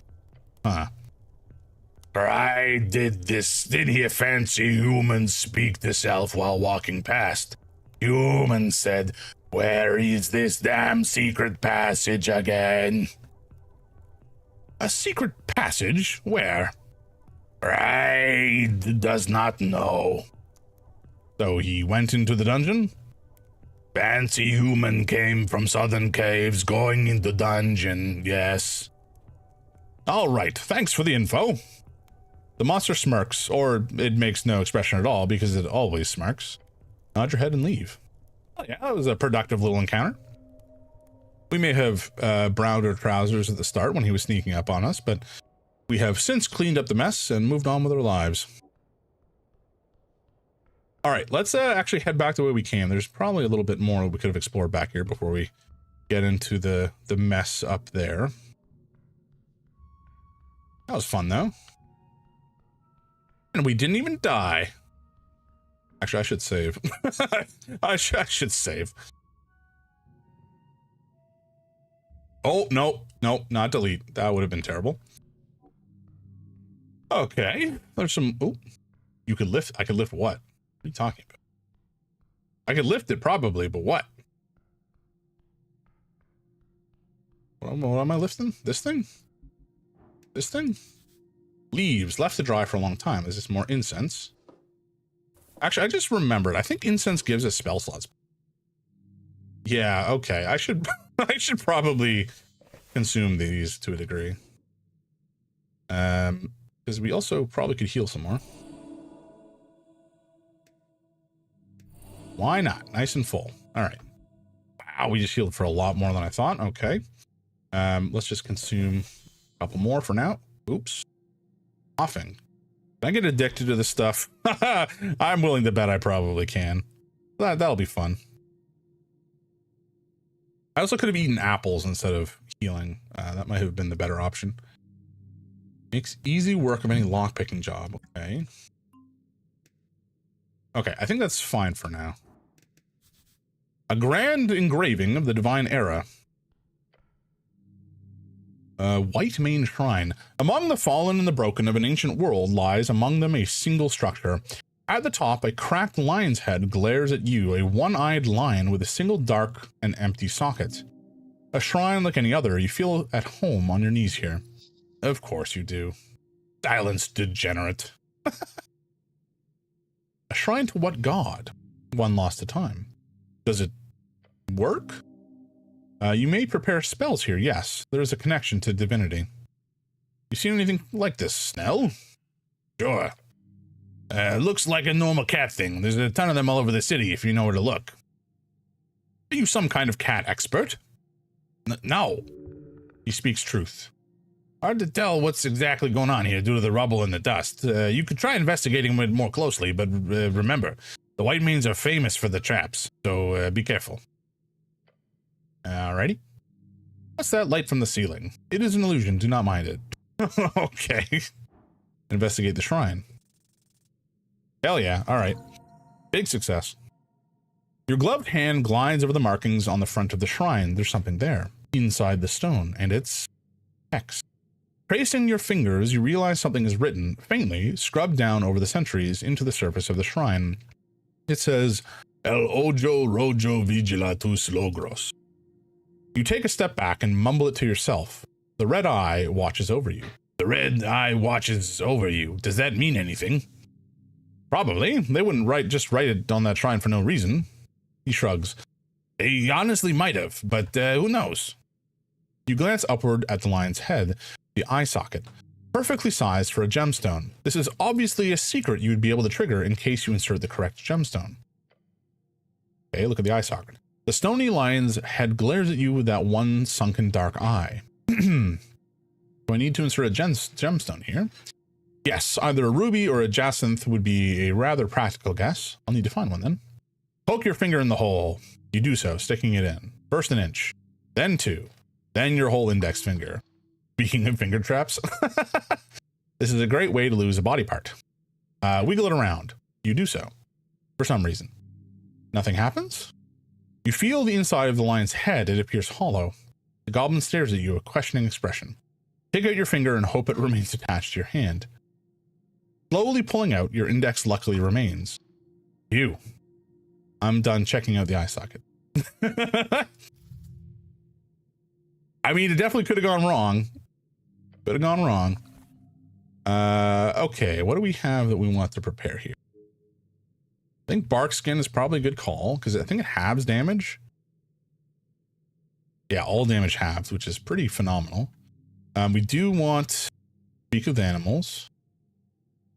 We want Charm Person. Good apple. What does this do? 5 apples appear in your hand or are infused with magic for the duration. The creature can use its action to eat 1 apple. Eating an apple restores 1 hit point, and the apple provides enough. Okay, we don't really care about that, right? We got tons of apples. Reese, yes, please. And then it's either going to be cure wounds, or it's going to be inflict wounds. I think inflict wounds. We have plenty of food. We can just heal that way. Oh, this is what it wants. Okay, this is what we could potentially lift. Yeah, you could, right? You approach a large column, a massive pillar of ancient stone towering above you. Heavy, very heavy. Could easily crush you if it fell. Yes, yes, lift it. Boom, nat 20, baby. You wrap your arms around the base, muscles tense or engaged. Lift, lift. The column rises inch by inch. Your body screams, but you are stronger. Higher. A few inches off the ground. That's enough. You hold it there, feeling the weight, knowing you could lift it more if you wanted. Put it down. You lower it carefully. It settles back into place. Perfect. You have proven yourself. To yourself. This is what it means to be a man. I'm proud of you. You did your best to get the loot behind this thing. If you told me, I could have helped, you know, but you didn't exactly give me a chance to. There was no loot behind it. Huh? Sorry? I just lifted it to prove I could. Oh. For the satisfaction of knowing I could do that I am a man. Right. He walks up to you and pats you on the back. Then I retract my comment. Rat. I guess there probably was loot behind it. That's funny. Okay, job done.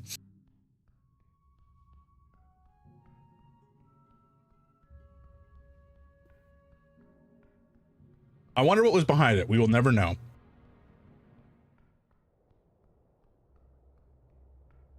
I almost always try to use the other option too, this hand one, but I just completely didn't. Oh, that's so silly. Okay, so we can go down this way, or we can head up this way, it seems. What on earth is this? That's an esoteric pocket. Avoid it. But I don't want to. Aw, man. I guess we have to. Okay.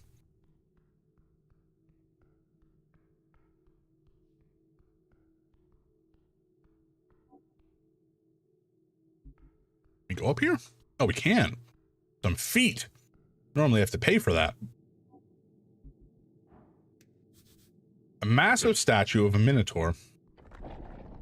The door closes behind you. Oops. Your companion lets out an audible gulp. Griselda. Grisola sheni patiosani sulistivis. Nell, why did you let me go into this obviously terrifying chamber? It's... His face grows red from anger, or the lighting. You're the cleric here. That's not the right voice. You're the cleric here. Your words change tone and the words change tone and intensify, mimicking your own way of speech. Who have stepped into the 5th chamber of trials? That's a huge damn pressure plate. Yes, sir. This will be your final and most mounting challenge yet, oh champions of the host. If outside again you wish to see, answer me these questions 3, the answer of which I shall judge fairly upon thine soul. Who will take the first step? You will. You entered this mess, now you will handle it. You must take the first step to answer 3 questions to finish the 5th trial.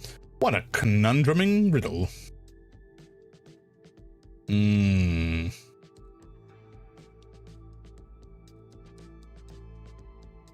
I take the first step. The light lands upon you. First question. What is your name? Uh-oh. Deja vu. Name is... Dragon. But what if that is not the answer? Wouldn't it be funny if I said something completely unexpected here and it turned out to be the correct answer? Now we're going to say Dragon. The light blinds you for a moment and you feel the chamber shake. What is your quest?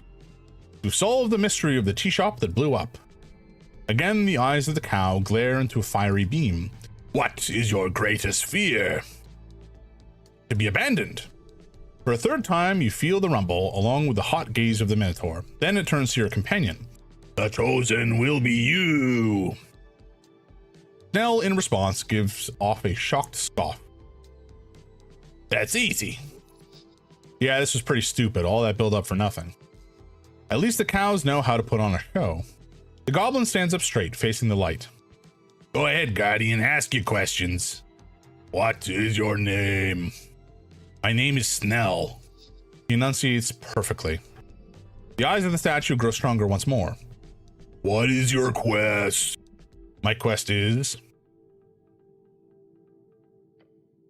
He waves his claw at you. It means shut up. My quest is to serve Lady Sageleaf. Again, it rumbles, and you get to the crescendo with the final third question. Nothing bad yet. Very nice. Now looks confident. What is the scholarly definition of numinism? His face drops. Nick, Does he not know? it is the rule of gods.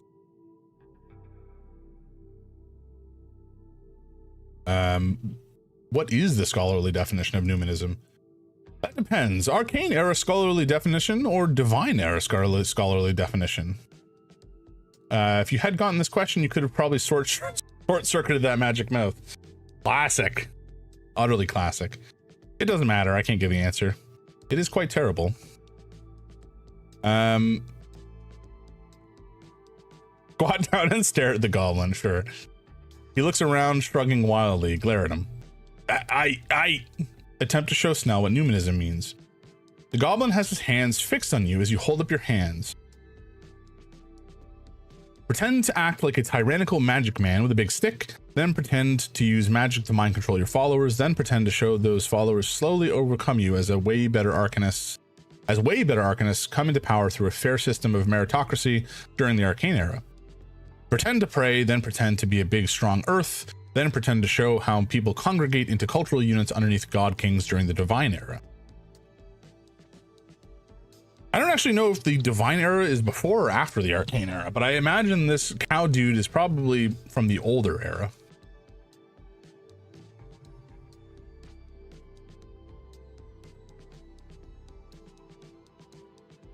Huh. I'm going to say this one. His eyes are full of panic as you spend precious seconds waving your hands around. Unfortunately, he opens his mouth to speak, still staring at you dumbfounded. What in the fuck are you doing? Dang, I don't know the answer, and I played Numenera once. That's funny. I still haven't played Tides Numenera. It's been on my list for a while. Oh. Beneath you, a sea of spikes. Oh, You're able to grab anything. no. Microseconds, that's what you've got. But somehow you do manage to sprawl out, with your hands landing on the rough stone and your feet. Well, let's just say you're in a bit of a shitty position right now. Do not move.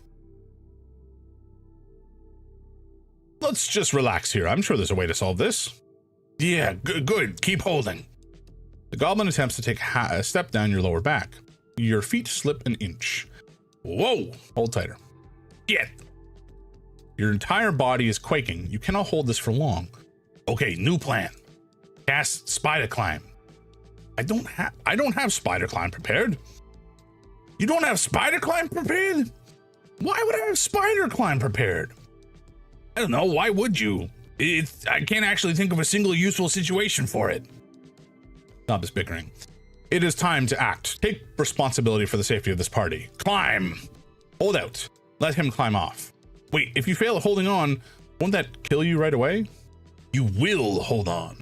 That's not an answer, buddy. Look down. You see spikes. Many, many sharp iron spikes. Okay, well, let's let him climb off. Very good. Tell him, you can hold. Do it. I can hold. Fuck it. Fine. After a moment of deliberation, the goblin then scrambles up your back using your helm as a stepping stone and leaps for the edge of the pit. But the flesh is firm. His claws find purchase on the stone. He pulls himself up. Okay, I'm out. A few agonizing seconds later, the voice starts up again as you do. You have braved the pit of wrong answers. Breathe and stand. Wobbly but firm, you stand. Step forth and claim your prize, the plundered eye. I hate this place so damn much, your companion mutters to himself. Again, just to reiterate, this place is somewhat dangerous. You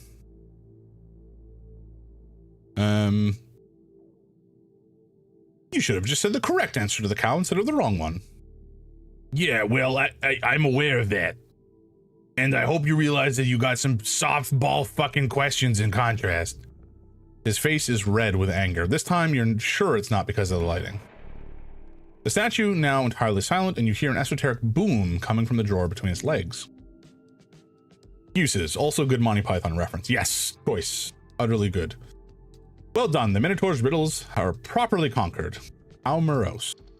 Awesome, now let's see what kind of bling this cow is hiding. Between the legs of the beast, his testicles. Okay, recovers a first level spell slot every 3rd hour. Yeah. And Jacinth, okay. Very good. We can potentially use that at the lion. Very nice, very double nice. Can we continue this direction? The answer is yes.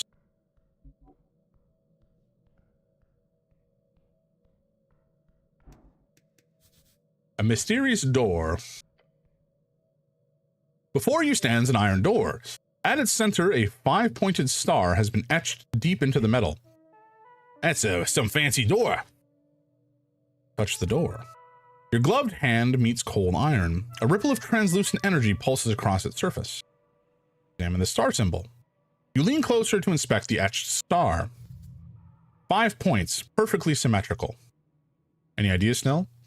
About your fancy mystery dungeon door? He crosses his arms and stares at it. Not really my area of expertise, Cleric.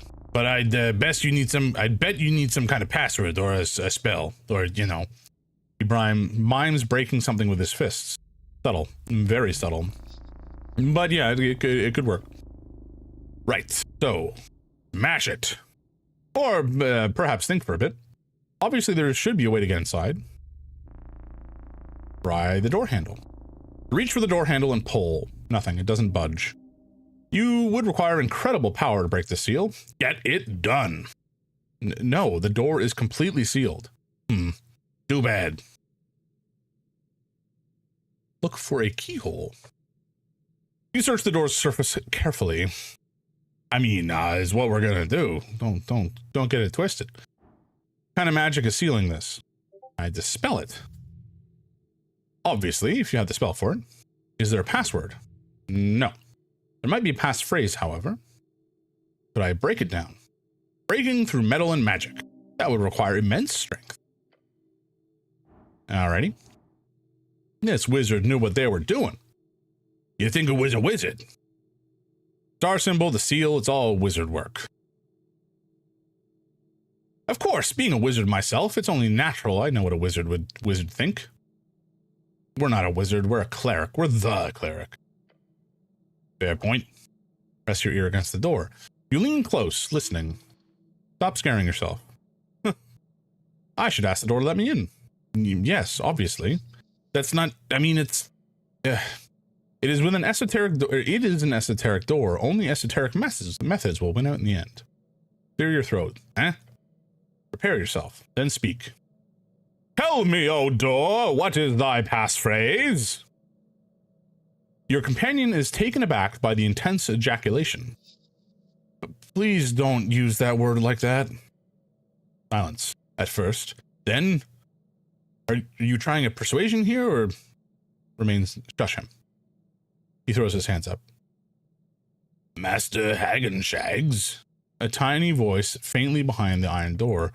Not remember? Passphrases, learn. I will learn. Thank you, door. Oh no, not master at all. Alrighty, folks, we're going to take a short break because the ads are coming up. We'll deal with this door in just a moment. But just hang in there. Maybe grab a drink, stretch, etc. And I'll see you back here in just a couple minutes. And be right back.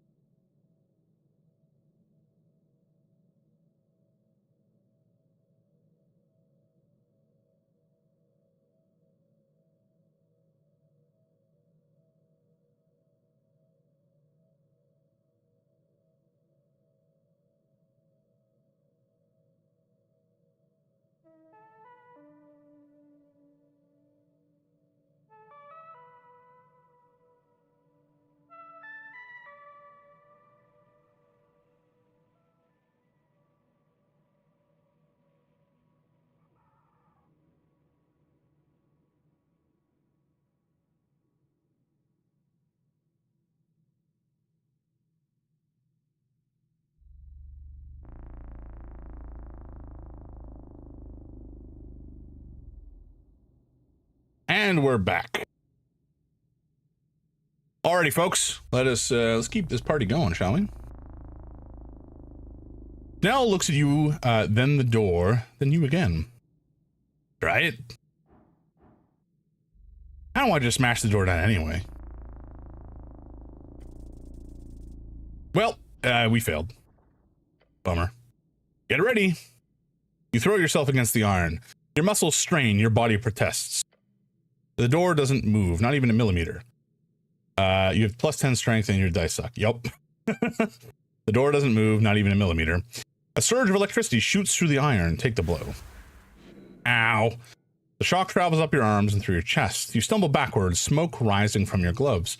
That was a mistake. Yo, Flyby Van, welcome in, man. How you doing? How's your evening been? We just finished an ad break. You've come in at a good time. And we're playing Esoteric Ebb, which has been, it continues to be, very funny.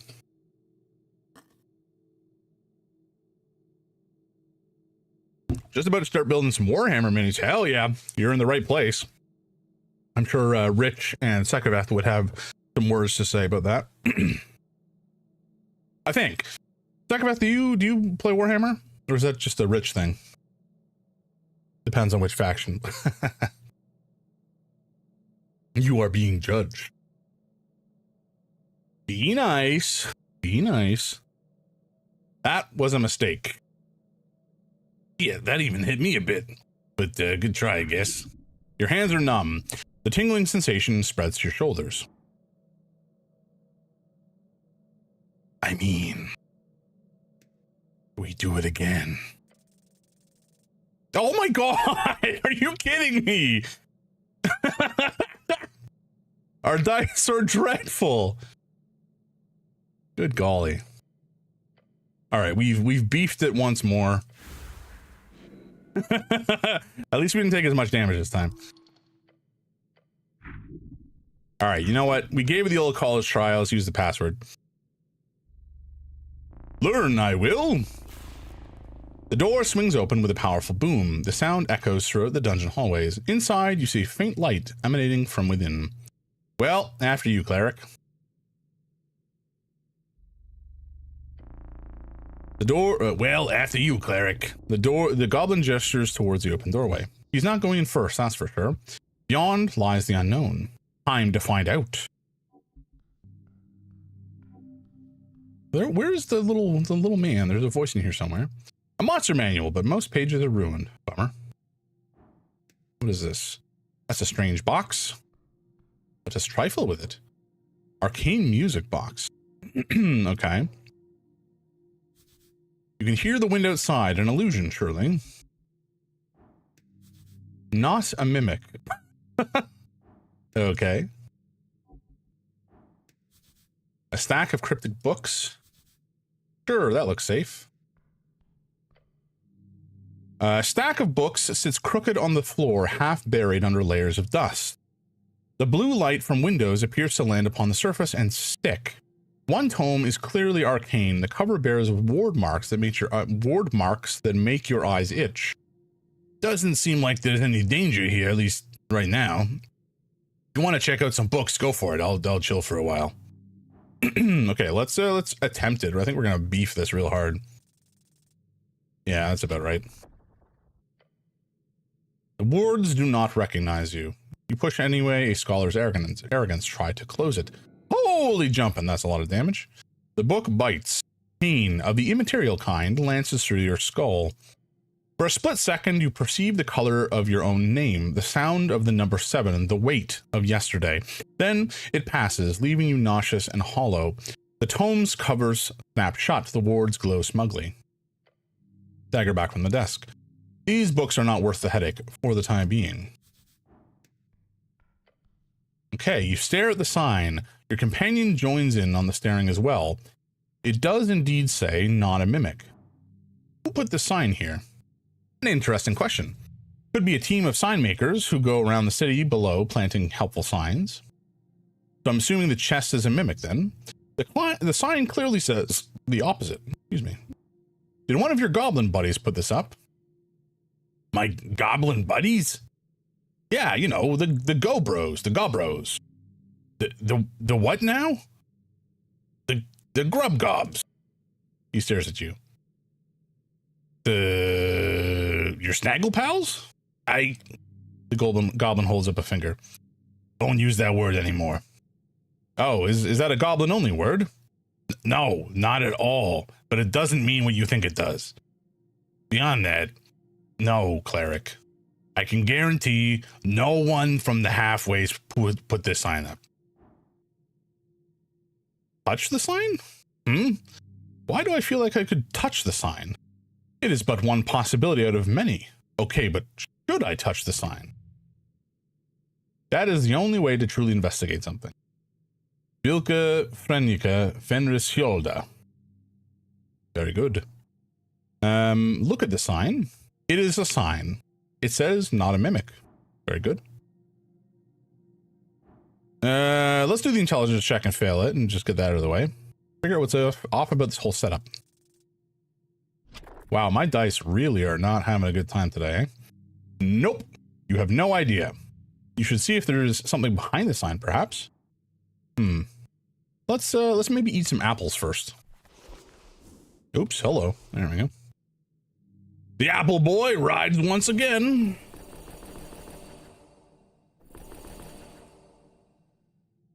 $13 apples down the hatch. Delectable. What is this? Oh, a potion of healing. Hello. Let's not use that for now. But we do have some... Can't eat too full. What? How dare you? Can I eat this? I can. Okay. All right, let's touch the sign now. I've got an art present for you if you go on break. Okay. We just went on break, so maybe in 45-ish minutes, if that's okay. Or you can just send it to me now. I can just look at it on the side. I don't need to be on break to look at art. Oops. It's fine. Touch the sign. The second your gloved hand touches the surface of the sign, you realize something is off. Mainly because it's soft. And then the sign is the mimic.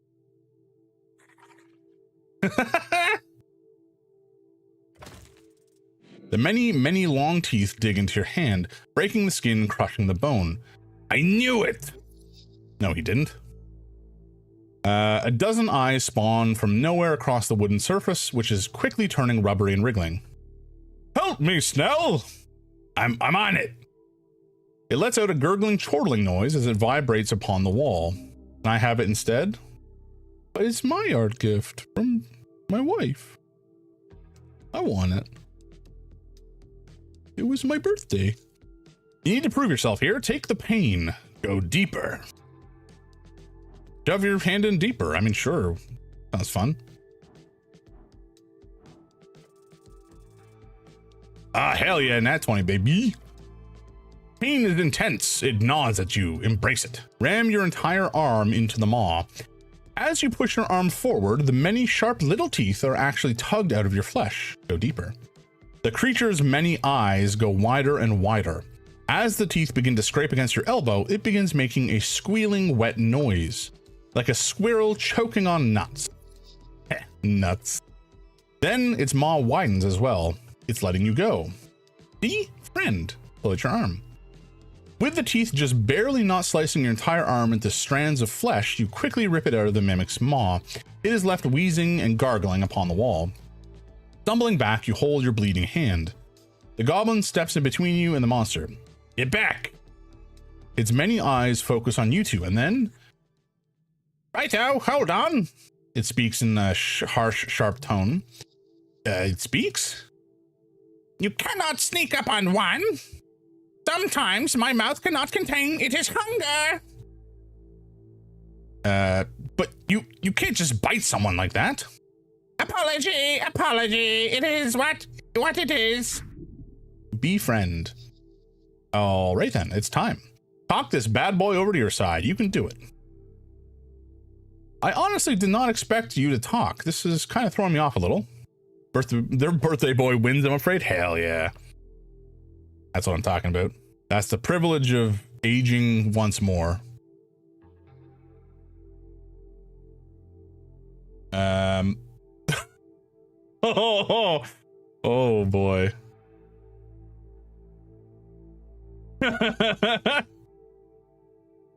I'm seeing the work in progress, and it is hilarious.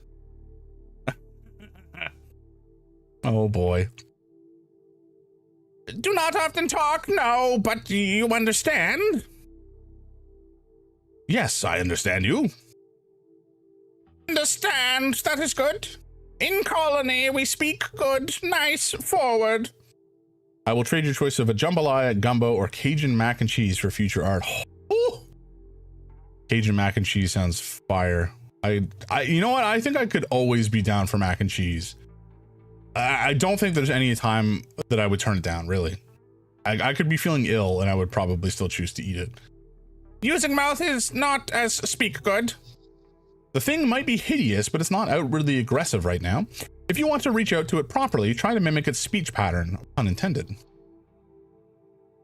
Can you trust a monster built to trick people to death? Are you friend? Its eyes stare at you unblinking as its maw slowly opens. I am friend. Friend. Well then, time to talk.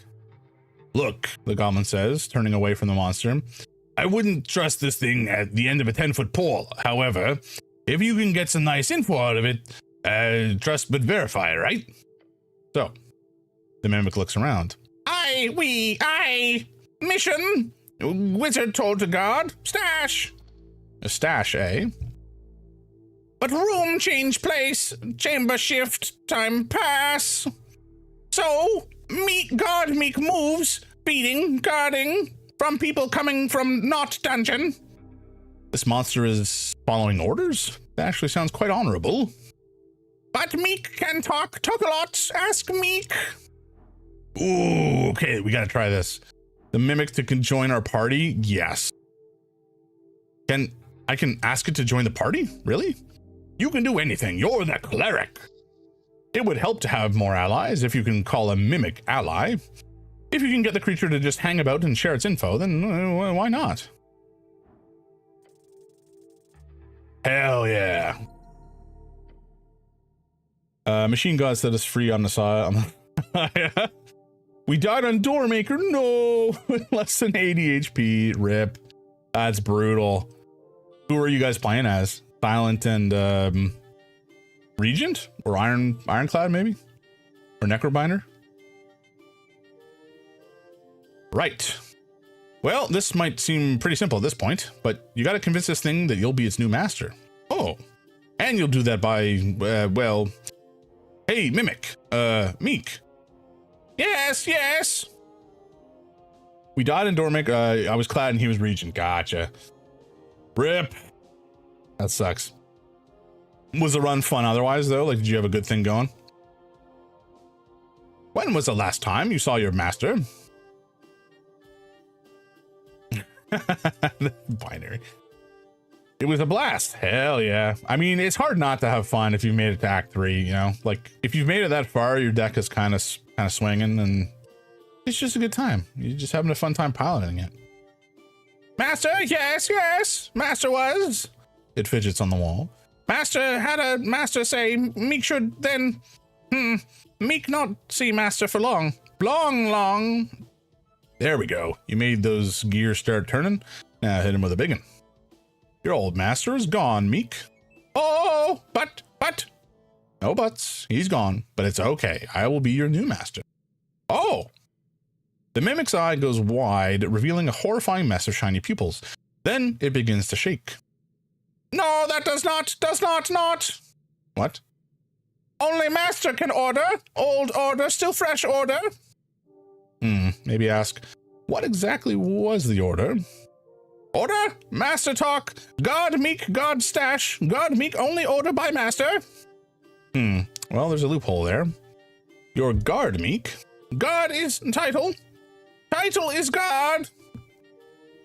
So if you stop having that title, then you're no longer guard Meek, and thus you don't need to follow the orders. Meek stares at you for a moment. Turns to your companions as well. Sounds logical to me. Yes, that work. But Meek is God, Meek. Not anymore. By the power granted to me by the city of Norvik, I now officially deputize you, Mr. Meek. What? The mimic jolts around on the wall. Your new title is now Deputy Meek. Congratulations. Want to join the party? A horrid screeching sound is emitted from the monster as it leaps towards you. The goblin yells and steps back. Embrace it. Within a moment, you realize that the mimic has left its pose and turned into a cloak. Hell yeah. Cloak, I am. If danger, I tell. A familiar has joined the party. Keep familiars equipped to gain bonuses and dice checks. Deputy Meek at service. Are you sure that's safe? What's the worst that could happen, Snell? It'll be useful to have the little guy around. Yes, little guy. Fuck it. I'm sure it'll be fine. I had 2 jugglings and a bunch of bullies, so I was just cloning bullies and playing like 10 of them a turn. That's hilarious. God, I love Slay the Spire too, man. It's so good. It's so good, and you can do such goofy stuff. I love it.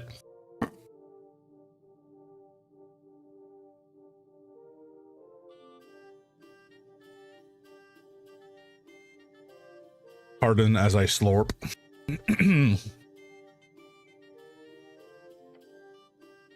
Let's keep the mimic around. Why not? He mutters to himself. I can write a book on famous last words after this whole thing. Let's go. Hell yeah. All right. What do we even get? Where is he? Oh, there he is. Oh, he's cute. The scarf with the face flips around in your grasp to face you. Ahoy, ahoy! Ahoy! That is what my old master used to say. Master don't like. No, it's cool. Ahoy! Ahoy, hoy! You do enjoy being called master. Meek is very excited to join on adventure. You keeping an eye out for traps and stuff? Yes, master. Meek no underground. Good. Meek will warn in time for traps. Tell me more about your old master. Hagen Shags. Yeah, him. Old master, he is arcanist. Yes, that is what he say. Arcanist? Good thing you got away from him. Arcanists are bad news. Yes, no master is better. Did he cast powerful spells? Yes. Meek once saw old master destroy 10 human all at once. Did he do it with a fireball, perchance? Perchance? What does that mean? It means, Yes. It's a thing smart people say. Oh, makes sense. Master is smart after all. But no, old master only uses trickery magic. He makes all humans go mad. They killed each other with sharp sticks. What a rotten way to die. Terrible, but effective. The master was really big wizard. Big. Oh boy. Oh my god. What did he look like? Old master has green eye and sharp claw. Scary. You think he looked scary? Yes. Old master was same but different from mimic. Not good. How did he treat you unkindly? Old master was stern. Used painful magic. Only when Meek did poorly in grammar. The scarf recoils at its own words. Not anymore. Now Meek speak now new master like. The carrot is always more useful than the stick, even if you do not understand the appeal of the method. I think you're doing great. Thank you, master. Master is much better than old master. Hear that? Much better. A smirk spreads behind that helm of yours. How old was he? Meek does not know, but old master must have been very old, very powerful. Was he a LARPer or an actual arcanist? What is LARPer? LARPer, an insult meaning... An insult meaning someone who's delusional and role plays themselves into a position of power or importance, based on LARP, meaning live acting role play. A faker. Meek does not know. But Old Master had much power, so probably he was actual Arcanist. That's all about your Old Master. I haven't actually looked up what the binary says yet. All right, I gotta do that now.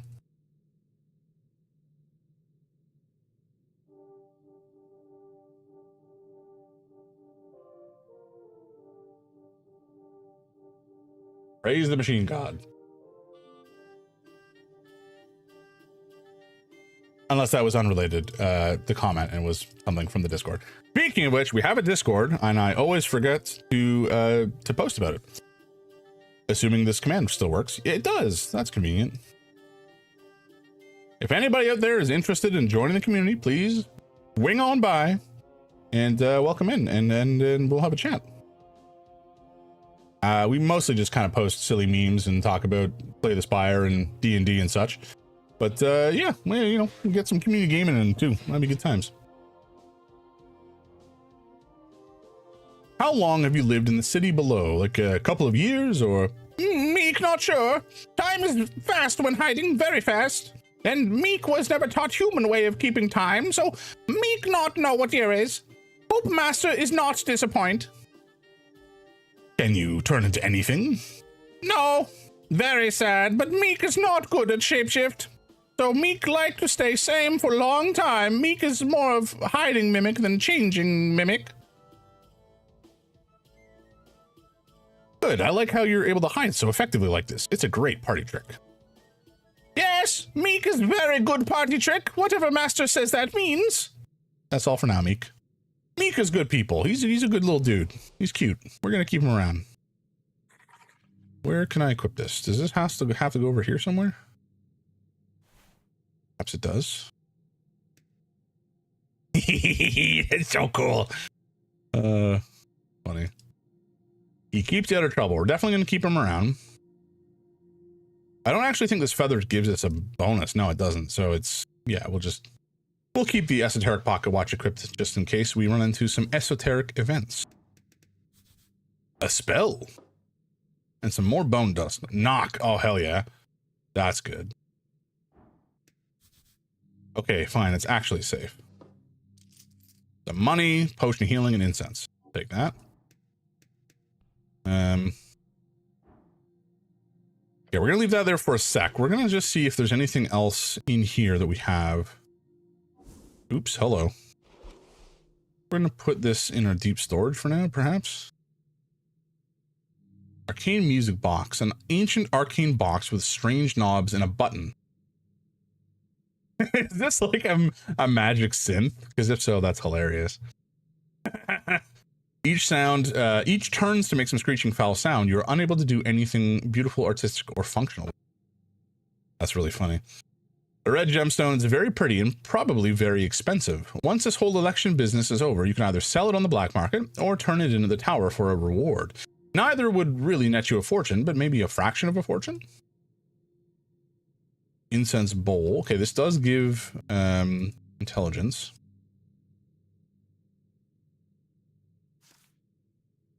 I think we read that already. We don't really have much to increase our intelligence, sadly. We just have that, really, and that. Okay. Let's swap this in for here. I guess we'll save. In a hot minute. And we'll try doing this check once more. I do not anticipate... Oh, Meek! He's helping us. I do not anticipate we will pass. We did not. And so our brains will melt once more. Oh my god, that's a lot of damage. Old Master must... no Master must be careful. Old Master left many nasty tricks. What do you mean by big hurt, Meek? Old Master has ward on all. The missus says hi. Well, say hello back for me, please. I feel it's been a long time since we've hung out. It's been too long. We should definitely make some time for it in the near future. Old master has warned on all. Spellcast delayed spell. Hurt big if not careful. Far too long. These books are not worth the headache, and I guess we'll leave. I don't think we're really going to be able to swing. Wait, why do we only have 4 spells prepped? Oh, okay, right, because we prep Barkskin. Okay, that's fine. Let's just re-equip our other nonsense. Was this and the feather, I guess? Oh, no, we didn't have the feather equipped. Man, we got to find a better sword. Wait, what is this? I don't even know what that slot is. Is that a hat? Could probably wear this. Oops. Hello. I don't know what is supposed to go in the slot here. I'd say that's an accessory. Okay. A weapon won't go there, but what will?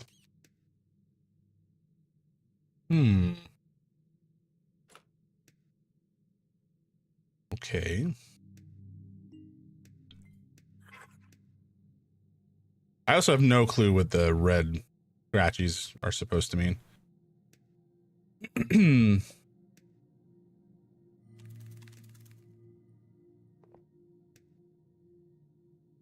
I guess it's nothing for now. Well, that's fine. Grants a minor wisdom increase for a week? Do we just use that? I mean, I don't know if it would really help that much. I think the red is because that slot only unlocks when your strength is high enough. Oh, intriguing. Very intriguing. Okay, good to know that the strength is not purely for nothing. Also, yes, use it because the whole game is only 6 days. Yeah, okay, that's what I figured. We'll use it. I don't think it's going to help us much given our wisdom is atrocious to begin with. But you know what? Maybe that +1 will help in a little bit. Or help a little bit, I should say. Okay, nothing. I think we'll come back here maybe and try to do the intelligence check some other time. If we ever get some other bonuses, but largely it's not really. Oh, we should actually eat some food. Because otherwise, I'm going to perish. Was your recent? Are you still playing your strength run, Adam? Or is that? Did you finish that up already? And if so, is it going anything like this?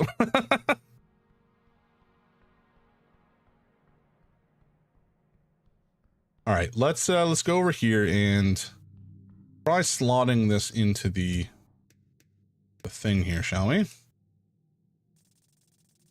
Wait, what? What did I just do?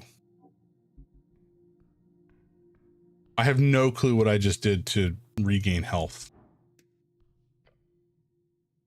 Okay. About the same, yeah, okay. I got an hour or so in and then forgot about it. All right, let's put in the jacinth and see what happens.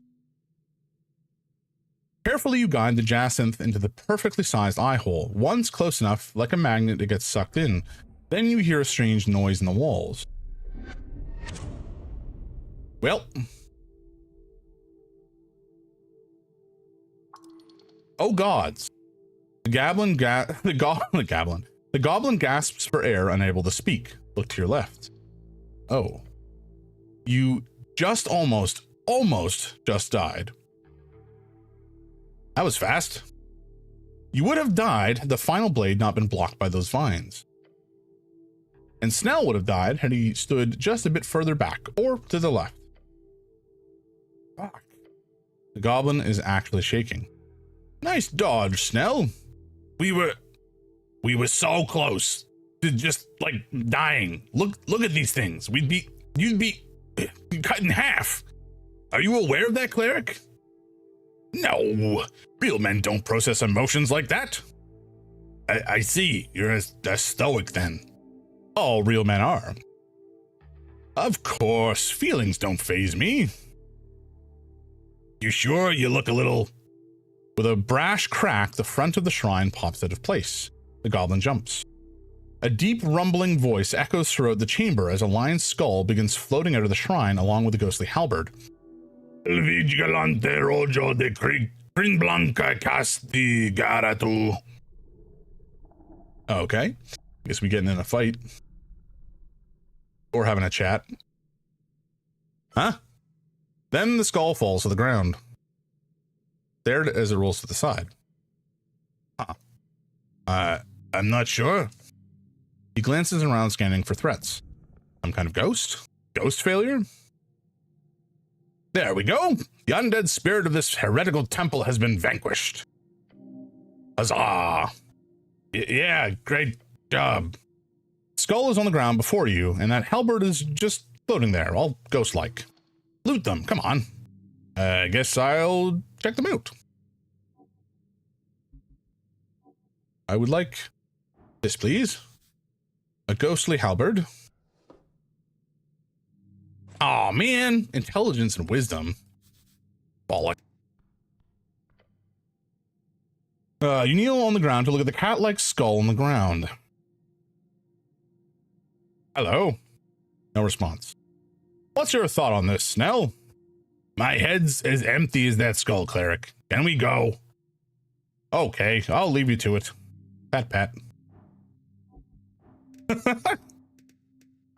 Oh, okay. Prepare spells. We have not leveled up, so I don't think we have any additional spells to prepare.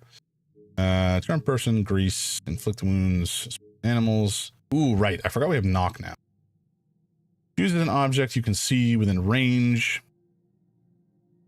Contains a mundane or magical means that prevents access. A door, a box, a chest, a set of manacles, or another object. I wonder if the wards on the book can be resolved using knock. That would be interesting. We're going to try it. We have knock, so we might as well give the old college try. Right there. Intelligence and wisdom, you're out of luck. Boom, roasted. Damn straight. We're dumb as a stack of... no, what did I say before? We're dumb as a brick of hammers. That's what I said before. Which I think is an appropriate way to describe our cleric.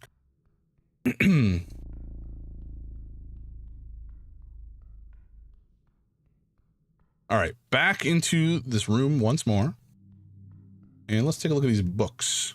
No reason to cast a spell. Okay, well, we're going to engage. Okay, doesn't seem like we can cast it yet. Let's try doing this again. Oh, bollocks. The wards do not recognize you. Okay, I was hoping we would be able to use knock to get past. Oh god, to get past it, but it does not seem that to be the case. Okay, that's fine. We maybe should heal some. Eat some sweet treats. Not fair to base your character on me. What are you talking about? A ghostly weapon existing somewhere in between the astral and material planes. However, it is sadly not really materially bound, meaning it won't do any damage if you just swing it. Damn.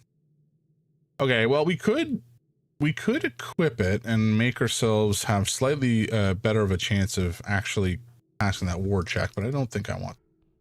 Yep. And so we continue. That looks like a sword. Everything suddenly goes very, very tight. You've been swallowed whole. Well, we just ran into a gelatinous cube. I think we might have done. Your scarf is attempting to speak. I don't like this at all. You can neither move nor breathe. Cleric, are you okay? You hear your companion's voice faint, as if he was far, far away. This is possibly quite terrible. Leave my mother out of this. Hold on. You're sure you're not just playing around? I can't move. Oh no. Oh no, no, no.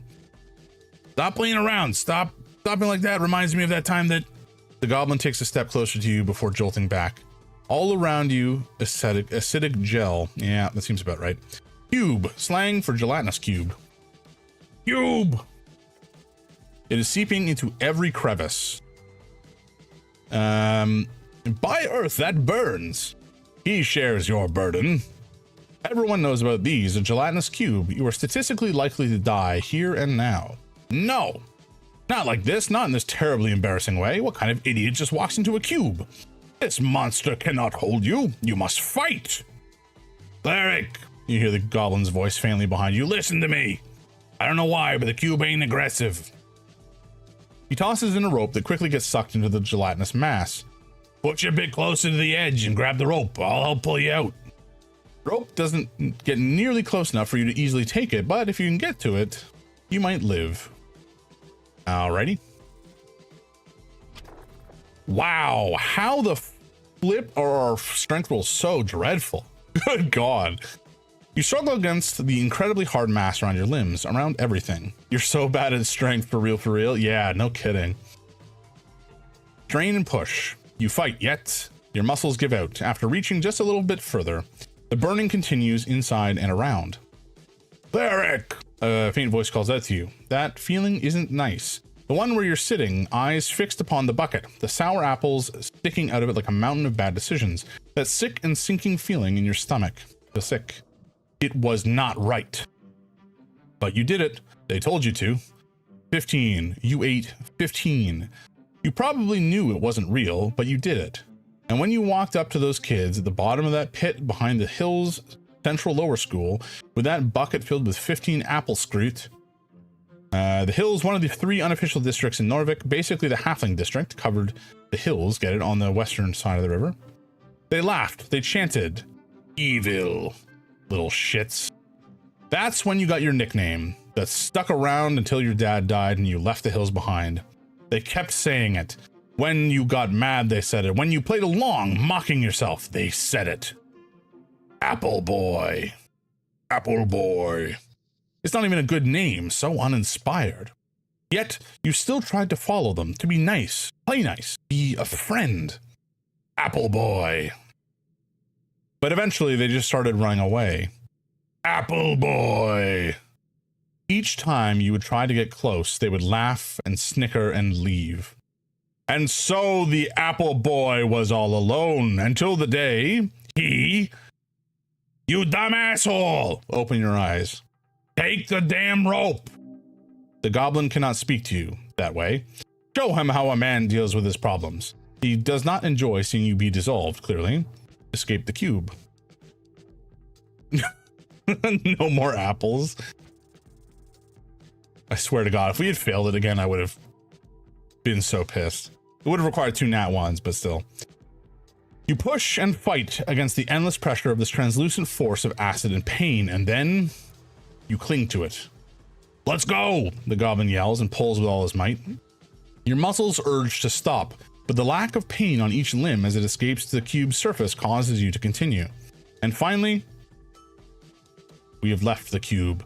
You pant and wheeze and cough up pieces of still sizzling cube ooze onto the dungeon floor. The pain fades. Next to you, the goblin laughs. Holy shit, I thought you were a goner. Not yet.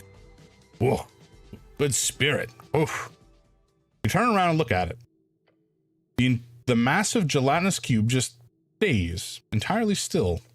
Does not move nor react to your presence. It's a weird one. I've seen a few cubes, but never one that just sits there. It's really ominous, honestly. Tell me what you know about these things, Snell. Now we're gonna pet the cube.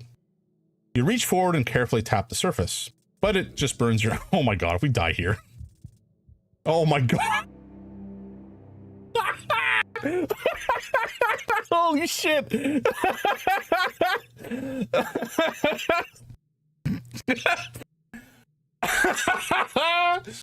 Oh my God. Holy shit, I cannot believe that. That's so funny. Oh, I mean, like, deserved, but also that's the funniest shit. Oh, holy gods. Have I considered rolling higher than a 10 on strength checks? I have not. I'll keep it in mind. Oh god, we're so far back. Oh my god, wait, where are we? Oh, okay, no, this is post rest. We're okay. We're okay. We're going to unprepare knock. Wait, no, knock was already prepared. Or excuse me, bark skin was already prepared. Charm person, grease, inflict wounds, bark skin. Maybe good apple? No, excuse me, not good apple. What am I talking about? Cure wounds. Okay. That was comical. Comically terrible. I think everything else is fine now. We have the mimic still equipped. Actually, let's put these rats into deep storage. You guys can hang it in there for a while. Boned. Ooh, second level spell slots. Okay, good to know. Oh, okay. Let's get back in there. That was ridiculous. I was expecting to take some damage. I wasn't expecting. I didn't really look at how much health we had at the time, so I probably should have expected it to kill us. But I did not expect to fail the death saving throws and then actually die. That was really, it doesn't get more perfect than that, you know? Okay, let's maybe save.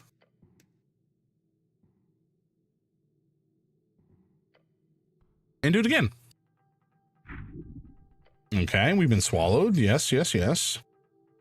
Attempt to speak with Meek? No, it cannot be done. Attempt to speak.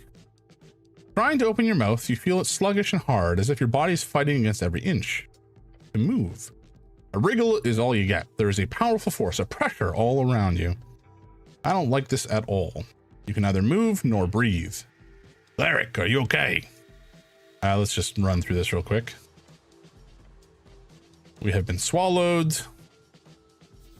We know what a cube is. It's burning us. By earth that burns. We have to fight, so we got to push out. Okay, well, we passed this time. You push and fight, blah, blah, blah. Okay, we're out. Cling to it, let's go. We have left the cube. Not just yet. All right. Pet the cube. You reach forward and carefully tap the surface, but it just burns your hand a bit. Still having fun? Worth it. Tell me what you know about these things, Snell. For one, they're never this passive. They also shouldn't be this big, so I don't think. I've heard of them splitting and merging at times, but not to this size. Beyond that, I just know they're attracted to, yeah, what was it? Hot local goblins? Who isn't? But no. The blood of man? The blood of man? No.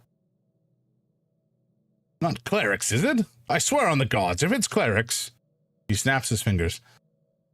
They're attracted to heat. Warmth. That is a synonym, yes. The goblin points to the glowing torch inside the cube. I bet that has something to do with it.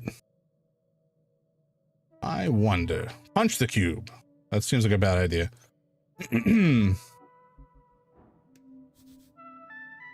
Gelatinous cube. Can we trifle with it? Can't reach it.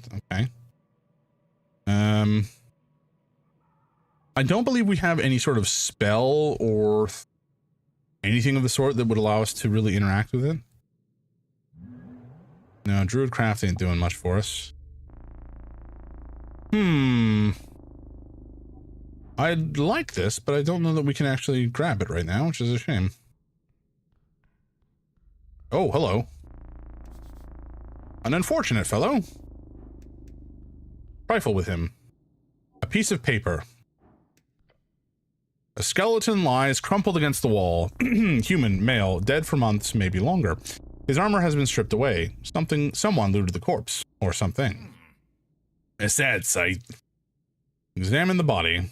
You kneel down to inspect his skeleton. He didn't die from violence. Okay, what did he die from? Being crushed? No. We do have a way to speak the dead, but I don't believe I have the spell prepared, which is problematic. Or wait, do we? I thought we did. Oh, prayer of healing, speak with animals. Maybe we can't do it unless we've rested? I don't know. That's interesting. Alrighty, let's just boogie on forth. I think there was another path the opposite way we came, further into the dungeon.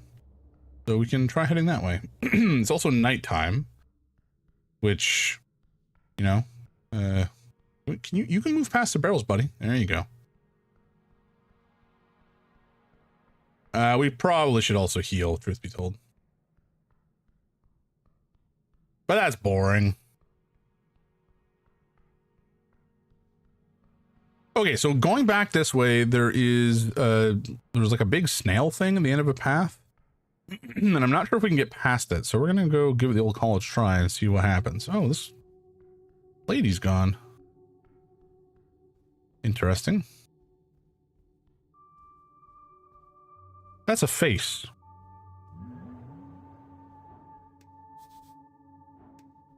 I don't think these guys really talk to us at all. That's a face. I don't know what that means. I think maybe it's just somebody who's been petrified. A snail shell is blocking the way. The air itself grows freezing cold as you head deeper into the tunnel until you find the passage blocked by a spiral shell. It is a massive unit of a hail snail. It fills the entire eastern passage.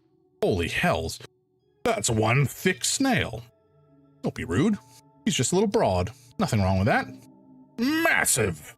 Imagine if you could lift a thing like this. You'd be regarded as a mythological Mega Man, the stuff of legends. That does not sound plausible. The lifting or the legend? Neither. That's a challenge if I ever saw one. The hail snail moves its thick head, the blue eye stalks focusing on you? Probably? What are you looking at? It does not respond. The goblin waltzes up to it and looks it up and down.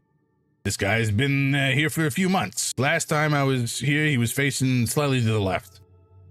Moving closer, you do see that the snail is moving. Maybe 10 degrees or 5, not very fast. The frozen mucus slowly melting around it indicates a pattern. Yes, it is rotating. Or in layman's terminology, the snail is turning around. It'll be done by next year, probably. Then it'll head straight out of the tunnel in another 1 or 2. Now, isn't this creature blocking your goblin operations in some way?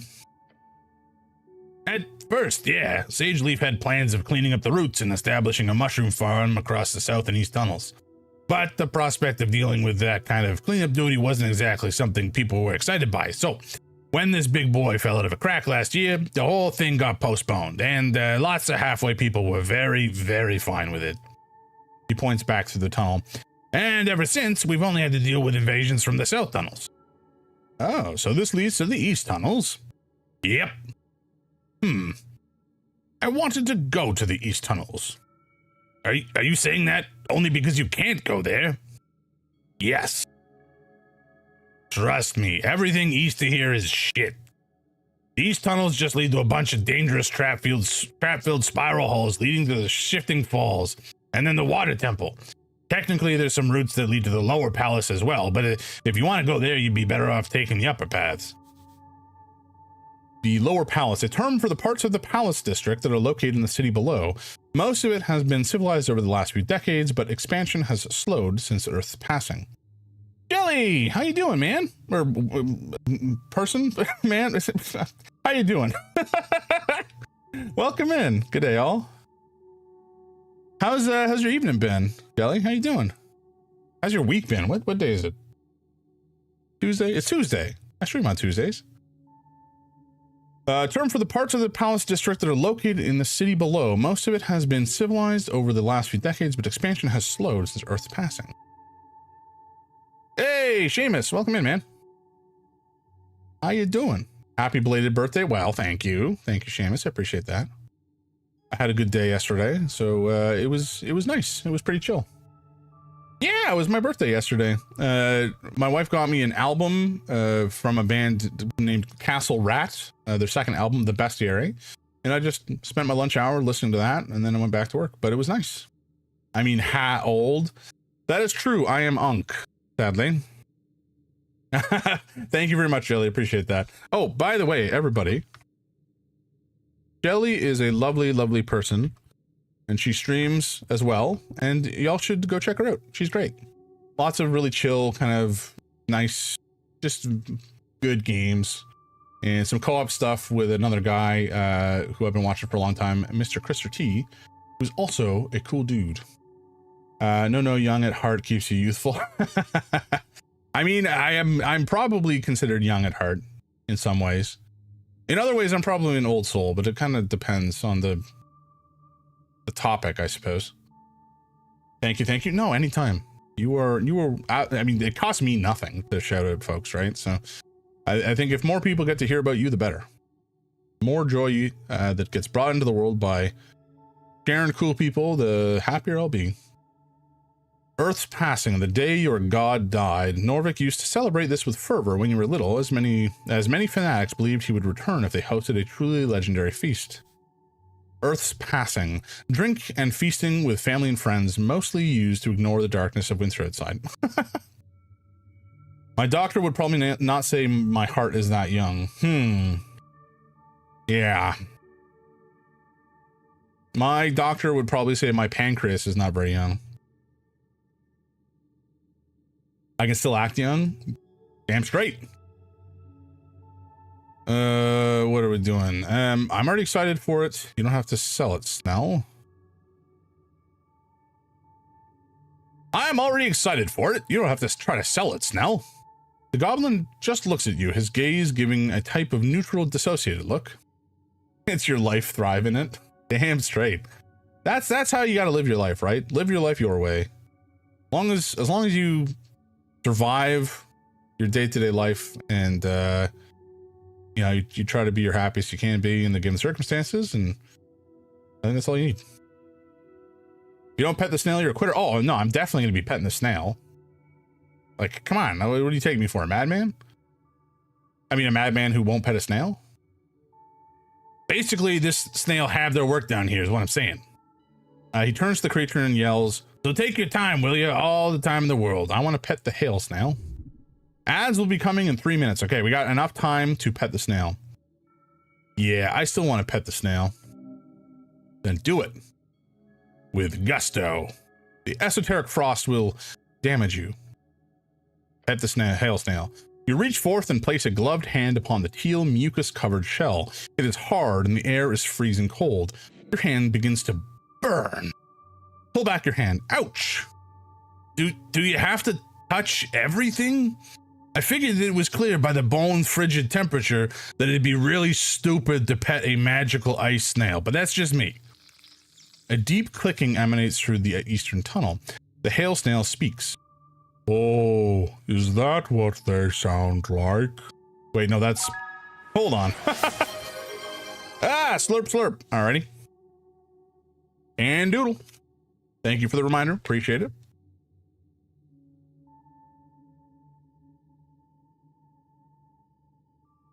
Okay, so the deep clicking is the snail speaking, and the speaking is me. Oh, is that what they sound like? Rub your frozen hand. God damn it, we don't have to speak with animals prepared. By the gods, yeah, don't get him angry. We like this guy.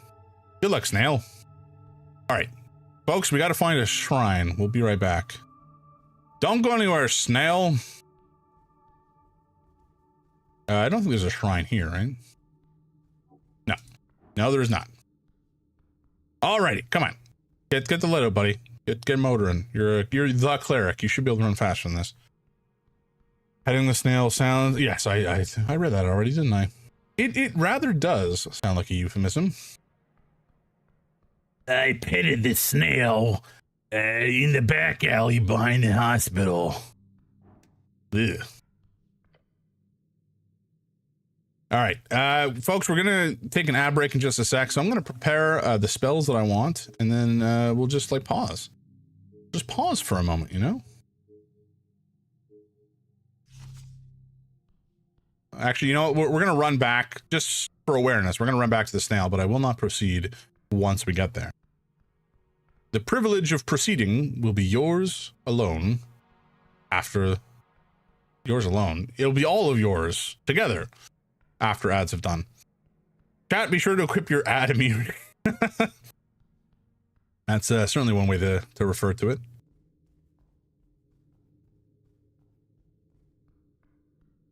Okay. We should also save. It's been a minute.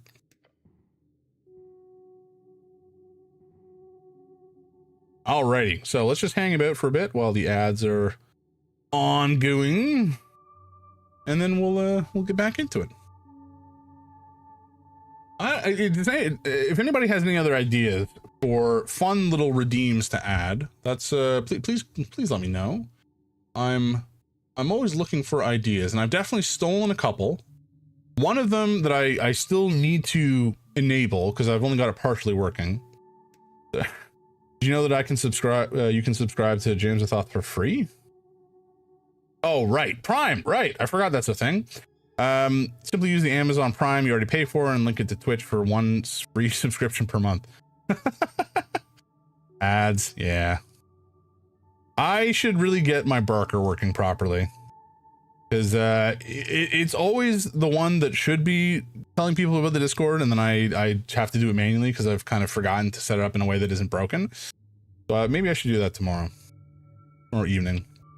I gotta do some stream maintenance, especially because all the affiliate stuff has kicked in today, or well, yeah, technically yesterday, I guess. By the way, that's why I didn't enable affiliate until recently. I was trying to wait until my birthday to get everything actually punched in, on the off chance that it would mean that my affiliate anniversary date is the same as my birthday. Partially because it'll just be easier to remember, and partially because it'll help me remember my birthday. True story. I often forget how old I am because there was a year in university where I just completely skipped my birthday entirely. I was just too busy with schoolwork, so it was not acknowledged or celebrated in any fashion. And ever since then, I've had trouble remembering how old I am on the fly. I have to like do the math every time, which is kind of sad. And now to stack it with your partner anniversary too. That's the trick. That's the idea. I don't know if that one I can accept though, or if it would just kick in automatically when the invite comes in. But yeah, I mean, that would be the trick, right? Is to try to make it happen. That'd be funny. Anyway, we'll have to do some sort of like celebratory stream at some point to acknowledge the fact I'm now an affiliate boy, for all that means, which I guess mostly is just everybody gets to experience ads now. I know convincing your wife to get married on your birthday and move Christmas to it too was a feat. Yes, that was hard, actually. It does mean I get a lot of gifts all in one day, but it was tricky to convince the more conservative religious members of the family tree to move those days, you know? Getting them to move Easter in particular was like, they thought it was blasphemous. I was like, you know, it's just a day. We can just make it my birthday, you know? And they're like, nah, but technically, you know, we're in Easter, has meanings. And it's like, well, it's not that important compared to my birthday, really, right? So I don't speak to those people anymore. Right, what was I gonna say? Oh yeah, oh, ads are done. I don't have to yap anymore. That's convenient. Alrighty, folks, we're back into it. What's the time? It's 10:07. I gotta go to bed relatively early today because I have to go to the office tomorrow, and also because I've been exhausted every day lately, so that's been fun. But for now, let's just keep it going. We have this snail. I think we're gonna talk to him, and hopefully we can cast Speak with Animals. The hail snail is potentially rotating slightly more towards you as you approach it in the blocked eastern tunnel. Will face you eventually. Yes. A deep clicking emanates from the hail snail as the spell's esoteric tinkle fades, a clicking that slowly transforms into a sentence. Little guy, you are our friend. I'm not your friend, buddy. No, I'm definitely his friend. Yes, I am. I am a friend. Friend. The snail's muttering echoes through the cavern. I am Reckham. Lord Reckham Namu. You stand before a solemn soul. You're a solemn soul? Why? I am trapped. The cold, it holds me. I sleep, but not sleep.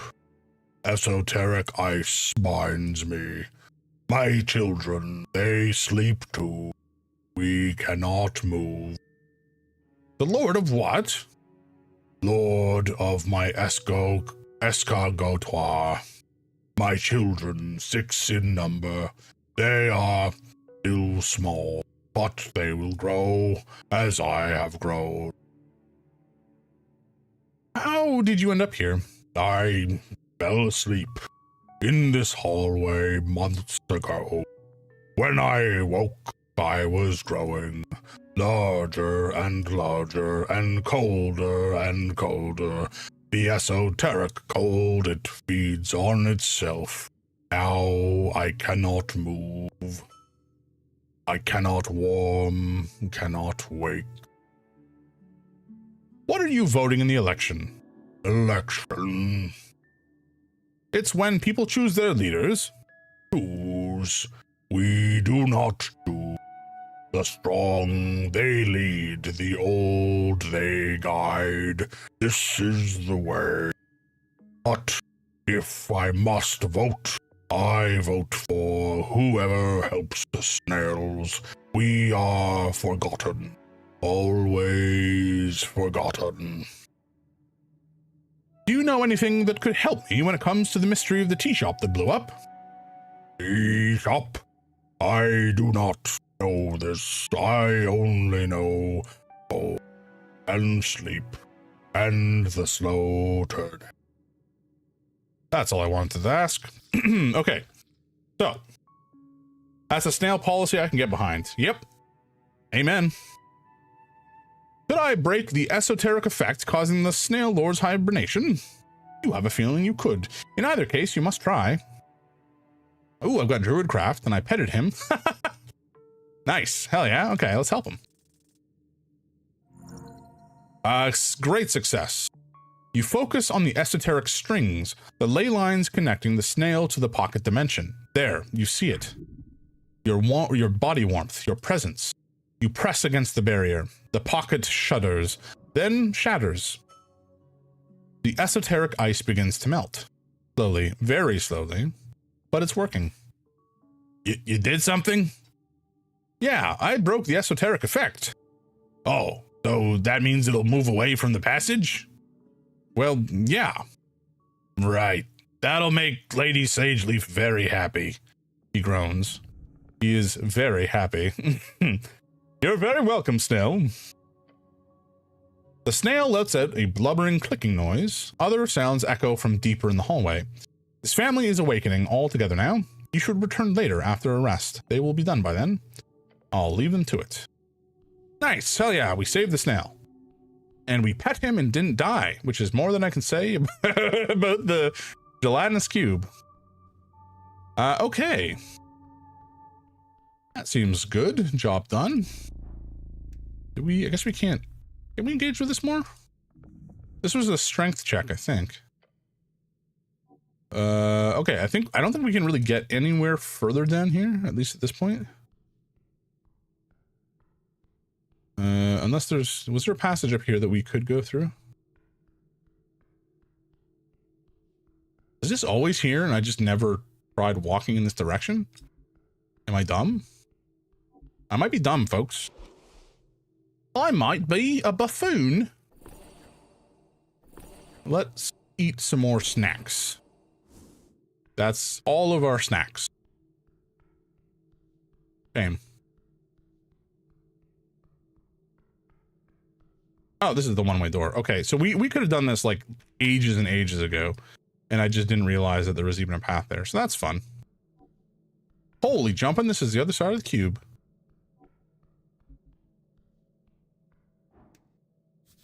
Okay, we still cannot reach it from this side, so that's fine.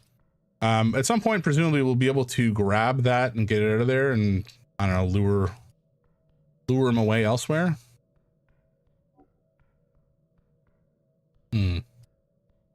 Nothing else in this direction. Okay, this looks like another one-way door in all likelihood. Yeah, okay, we can't get to it, or can't get through it on this side, so I guess the other way around. Excuse me. Uh-oh. That doesn't seem good. Master, beware! I don't remember what voice I used for Meek. You feel a pressure change. A rushing wind causes you to be pulled just an inch further into the hallway. Then you see something opening in the walls. The goblin behind you is already in action. Now, big trap. Avoid the trap. Ah, we've actually succeeded. Nailed it.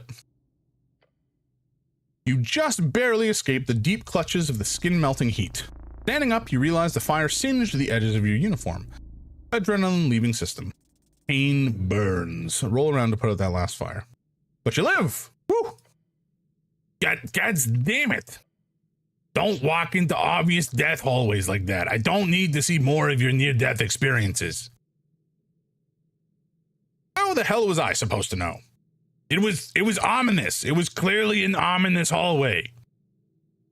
I'm sorry, but clerics don't have the ability to esoterically pick up on vibes. Now, don't enter the hallway before you disable the trap, or you'll get roasted again. Looking back, the hallway has no marks of being filled with flames. As you dust yourself off, Snell squints at the strange paw prints on the walls. Wait, I think I know this.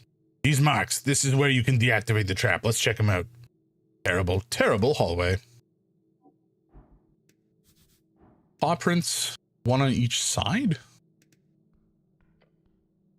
There are two faint paw prints here, one on each side of the hallway. I think traps like these are my least favorite part of the job. How can you tell the hallway's trapped? He gives you a look. It's a trap, Cleric. Should I touch one of them? It cannot hurt, but it is but the mark that a cat has left upon this wall. It cannot hurt you. Just be ready for the worst. Esoteric bullshit like this has a tendency to do stuff. Esoteric bullshit. Whenever the weird, unstable magic around Jor's coast makes things a bit too wacky, people tend to say this. Hey, Snell, your thoughts on these paw prints? I feel like it would be very silly behavior to go around touching paw prints in the city below. But honestly, considering the strange traps I've heard of, it wouldn't surprise me if this was some bullshit puzzle. A puzzle? I'd love those. We're very dumb. Could be something like we have to press both of them at the same time, and that somehow deactivates the trap for a while. Do we gain anything by getting past here? He shrugs.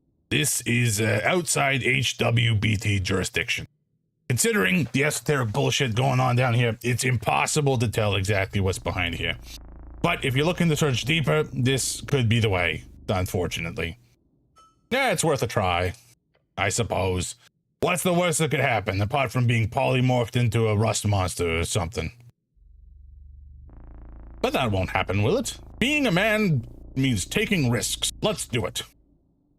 I heard men live shorter lives than women on average. Might be why. Courage in the face of danger is the sign of true masculinity. You get in a position and look over to your companion at the left paw. He reaches up to it after a moment of hesitation. Ew, yeah, this is magical.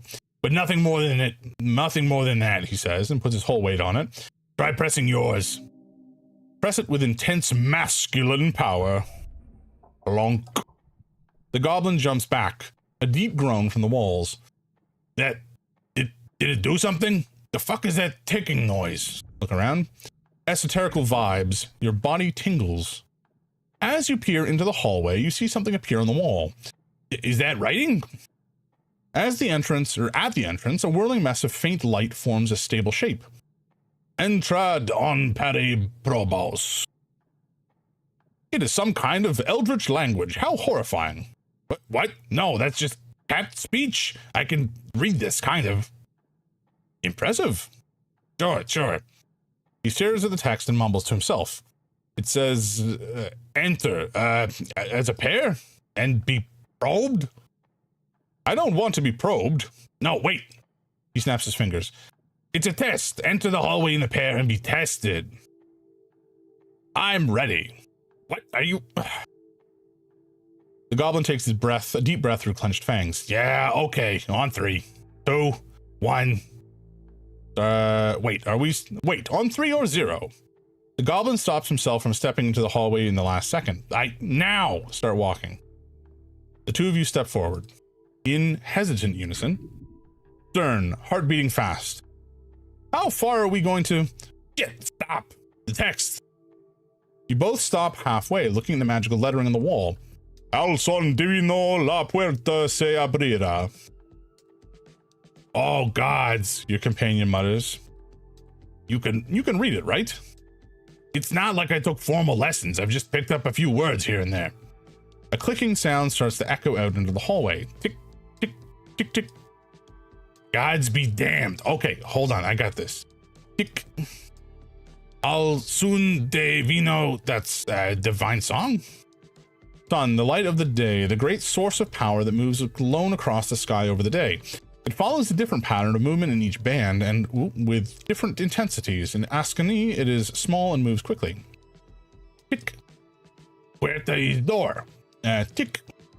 Listen to the divine song and the door will open. Your doom is near. Okay, cool. Yeah, very cool. He glances around the hallway erratically. The ticking is kind of a song, a rhythm at least. That ticking. Tick, tick.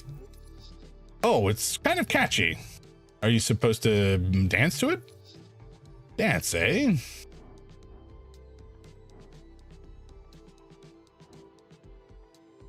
Well, let's pray to Earth. Good God. Our strength rolls are stupid.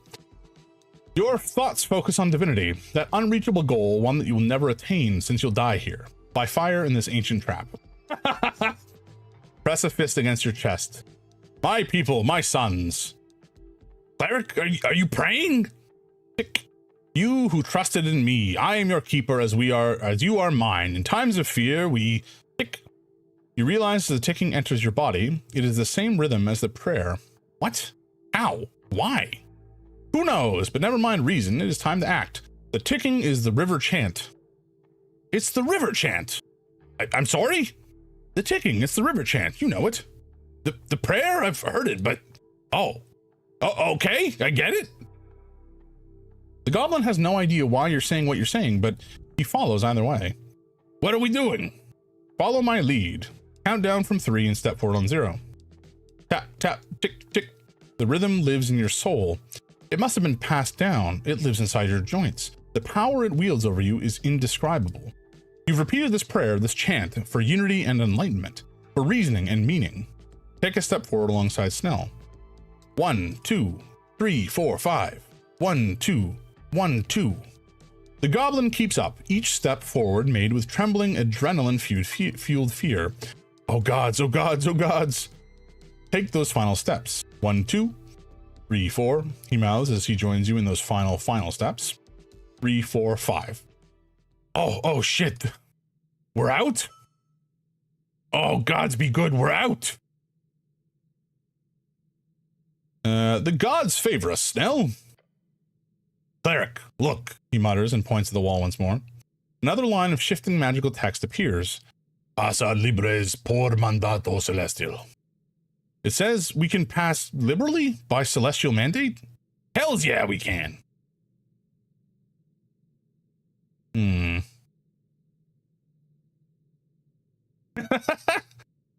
Liberally, that sounds like something I'd support. This isn't the time. What would we pick here? Definitely, okay. Free Strider bullshit. Yeah. Liberally, that sounds like Asgarlist bullshit. First of all, no, it does not. Secondly, I got it wrong. It's passed freely, I think. So I guess we can come and go as we please now. Hey, are you okay? Yes. Your companion lets out a small laugh, the type of laugh you only get after winning against impossible odds. I'll be honest, he mutters, thumping down to the ground a bit further down the hallway. That was worse than a mass torsion. Mass torsion, an infamous spell that causes all... Oh! Oh no. An infamous spell that causes all testicles around to twist, turn, and clench. It's horrific. Ugh. Take a few more steps away from the hallway of doom. The goblin's gaze flits around, dancing from tile to tile. Finally, Snell seems to find himself more at ease. He lets out an exasperated sigh. Oh, I need a goddamn breather. Same. With a groan, the goblin notices some soot on his jacket. He brushes it off. This isn't exactly my first trap, but we usually hire third parties to disable them.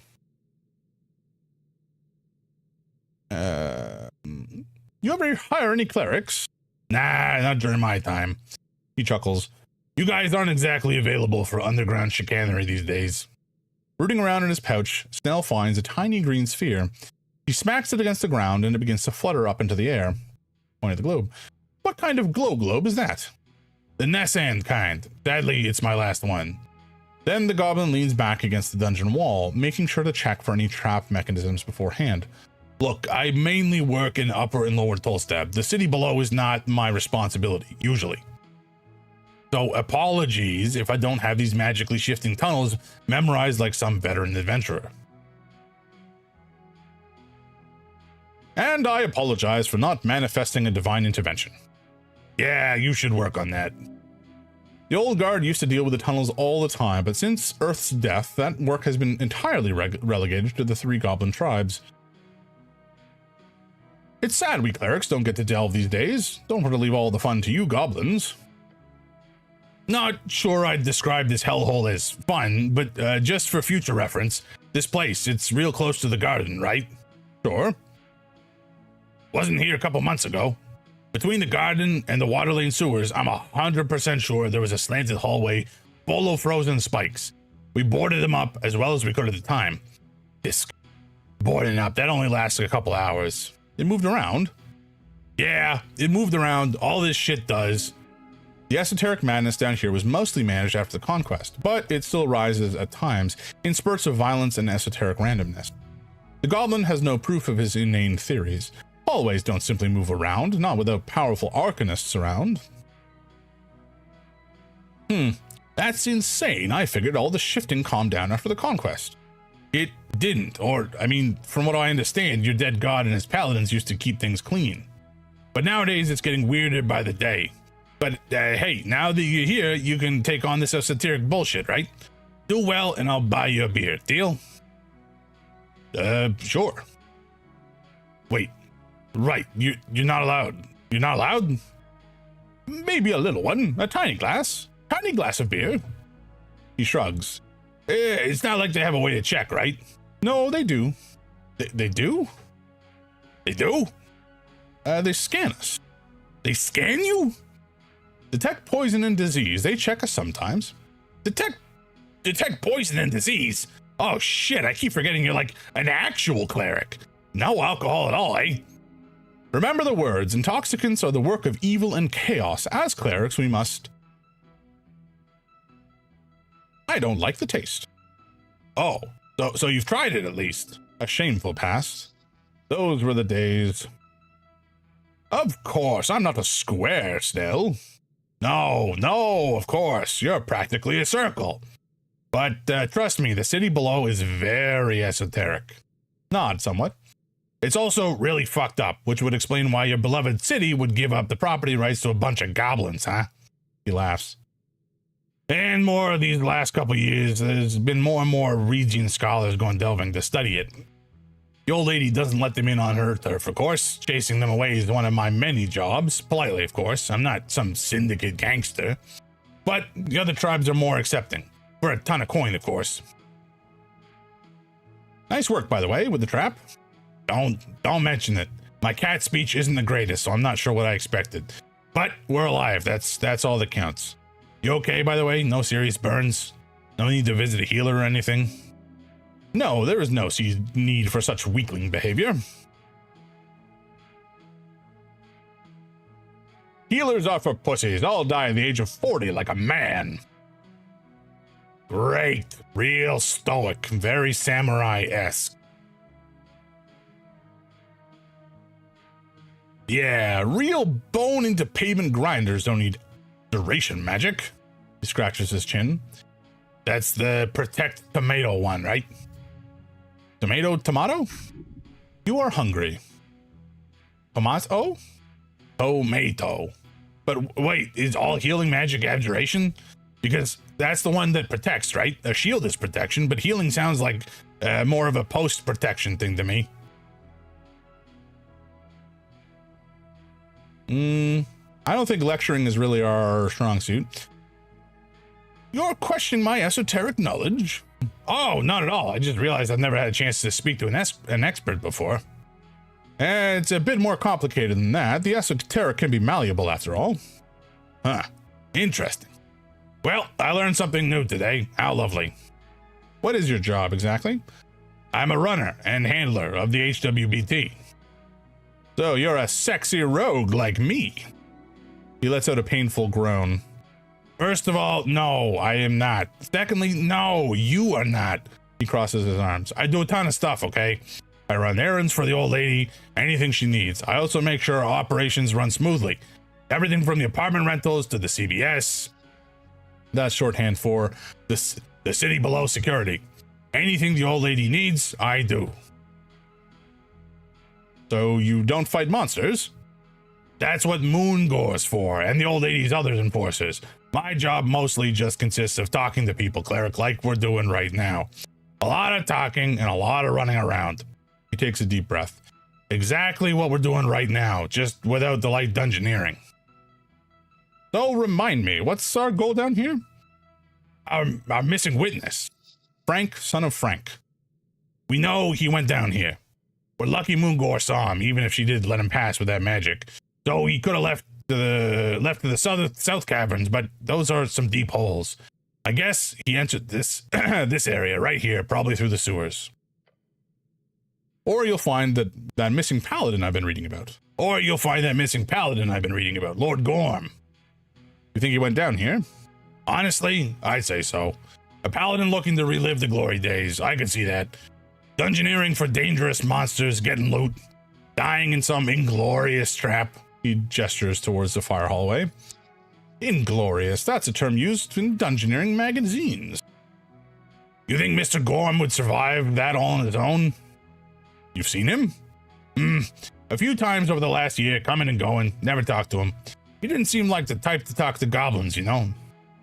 There were some scandalous comments about him in the papers last week. Ah, right. About him being outed from the party, right? Look, I think they just couldn't have a missing paladin on the ticket, you know? Don't read too much into it. You think he's alive? No way. Doesn't matter how big of a paladin he is. If you go down solo into the city below, and then you go missing for months, guy's gone. No doubt. Maybe we'll find his body. That might be for the best, or we'll find a very fancy paladin zombie. But what do I know? You're the cleric. You're starting to get it. I'm the cleric. You sure are. I've been meaning to ask, but what can you tell me about Lady Sageleaf? What's there to say? She did the impossible, actually uniting the rowdy halfways tribe. Before her, we were close to being kicked out of the city. Really? Damn right. That was before my time, of course, but we had problems with our old council structure. He leans in and whispers to you. Council didn't get along. Not along? Does she have a consort of some kind? Why? Are you interested? He laughs. Are you? He stops laughing. No. He does not look worried. Cleric, I'm devoted in my service. Lady Sageleaf is one of the greatest goblins who's ever lived. She has no need for consorts. He clearly sees her more as a god than a master. Also, he's clearly got the hots for her. So she's a dictator? Yeah, in a sense. In a sense. Look, I'm all for democracy and modern liberal thought. He points two thumbs at himself. Hell, I even used to be a registered free strider. Of course. You could tell from the start the goblin is a moneymaker. But I don't believe in direct democracy. Bureaucracy is a curse spawned from arcanist bungholes. Truer words have never been spoken. False and pretentious, bureaucracy is good and just and is spawned from great minds, not behinds. Wrong. He gives you a tired look and clicks his tongue. Sometimes you do need a strong, wise leader to unite people. I agree. Earth did the same for my folk. That's... He pauses, looks away for a bit, and then groans. Yeah, I suppose. But I don't think you want to make that comparison in front of her, or me for that. The important part is just that the leader A remains wise, and B does not leave power to corrupted idiots. Which, in the old lady's case, she's remained wise, and I see no signs of that changing anytime soon. Right. Like Earth, he managed to not be corrupted. The goblin shrugs. I can't give you an objective truth, sadly, but I know Miska Sageleaf. She's a great leader, and I'm proud to serve her. No leader rules forever. What about her succession? Looks at his claws. It's complicated. In the case of her passing, she will leave power to the old, but slightly reformed council structure. I'd be on that council, for example. I'm one of the designated elders. Sounds like she's of the same mindset as most dictators. I'll be in charge forever. So if she died, you get more power, eh? Interesting. She's not leaving an heir. None. Lady Sageleaf has been around for over 30 years. She's going to be around for a hell of a lot longer, too. Right now, we have more pressing things to worry about. I'm guessing you enjoy working for her, then? I do, Cleric. It's good. How long have you been working for her? The goblin mutters to himself and looks off in the distance. Damn, I guess it's been almost 10 years. Damn, I've only been a cleric for... As you pause, he raises his eyebrows. I meant to say I've been the cleric for about 5 years now. He chuckles and stretches a bit. Being a cleric courses through your decisions like a second nature. Time takes us all. Time takes us all, a classic line from the play Tysius about a merman who decides to swim around the coast. It is considered bigoted by some as it does not portray merfolk culture in any semblance of accuracy, but man, is it funny. Very interesting. Anyway, what about you, Cleric? What do you think about the old lady? Let's see, to be honest or to be flattering.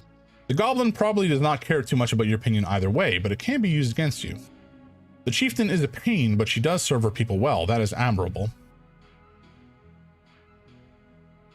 She appears to be a great leader for your people. He scoffs. And what do you really think? No, really, I admire her strength, truly. All right, I didn't expect that. Not many tall folk tend to view her in that light, as I'm sure you can imagine. Sure. She can have that effect on people. For some strange reason, tall folk don't enjoy being talked down to by goblins, nor women, especially goblin women. Look, it doesn't really matter, but as an elder in the tribe, I can tell you, as a representative of the city, Lady Sageleaf is a force of good in Norvik. I can promise you that. The goblin rubs his eyes. You know, it's good to see this.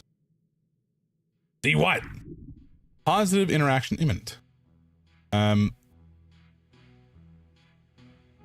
It's good to see this, the city and the goblins working together at last. Your companion allows the echo of your words to die further down the hallway, then a faint smile on his face. Nailed it. You ever meet him? Him. Think for a second and speak. Who?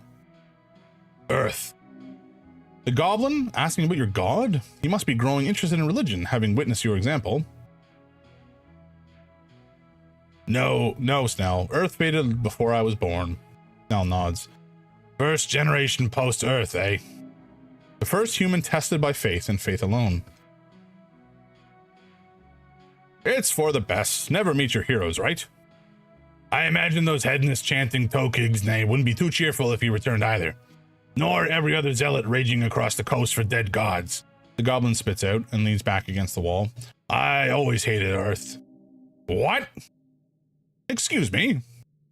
He scratches his nose. I grew up being told to be grateful, but let me ask you this, Cleric.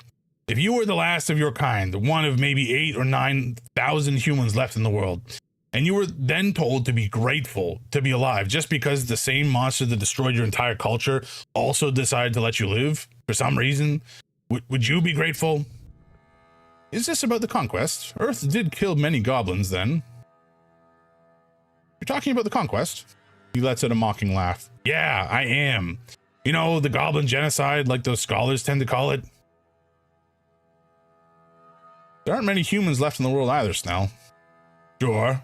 The goblin looks at you for a moment, then nods. What is it, like 80% wiped out during the Coast War? 90? I've read about it. Sounds terrible.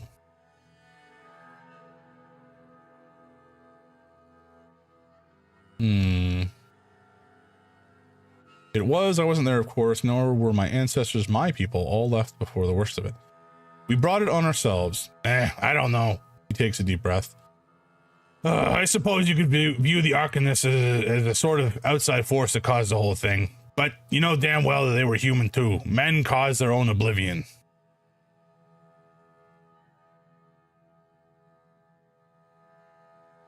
Human, goblin, it doesn't matter. We're all people. I think it all comes down to what we've got today then. You've got a city at least. We didn't even get to keep our language. But whatever. Guess I should just be grateful. Grateful. The goblin stares at you. Should you be grateful? It's a hard question. A man should not simply lie down and take whatever subjugation arrives at the hand of a tyrant. But sometimes a man also has to make difficult decisions to protect those he loves. You can be grateful, even if you were allowed to live. If you were allowed to live, it was probably because you did something the dead ones didn't. The goblin wants you to tell him you'd share his anger, obviously.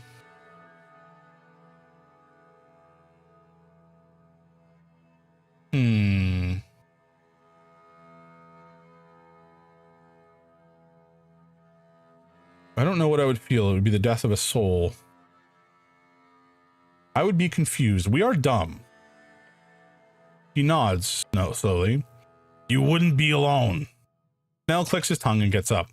Every goblin asks themselves that question. To be a Cran or not to be a Cran?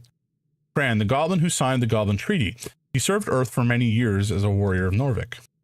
The Goblin Traitor, the one who signed the Goblin Treaty, giving away everything to Earth after the Goblin Genocide. Sometimes goblins invoke his name to call another goblin a human lover. We all got different answers. What to do when the past is erased. He groans and shakes his leg a bit. Some focus on building something, culturally or politically. Some try to get rich in this new free strider world. Some of us, His voice trails off as he stares back into the fiery hallway. You hate Earth. The goblin nods. A little bit of hate, yeah. But afterwards, I only do one thing, Cleric. I serve Lady Sageleaf. Snell turns back to you, his expression calm, collected. That's enough for me. His hatred stems from the bloodied hills of Verdun, a generational wound. A wound festering due to the lack of understanding of the historical reality of our two peoples.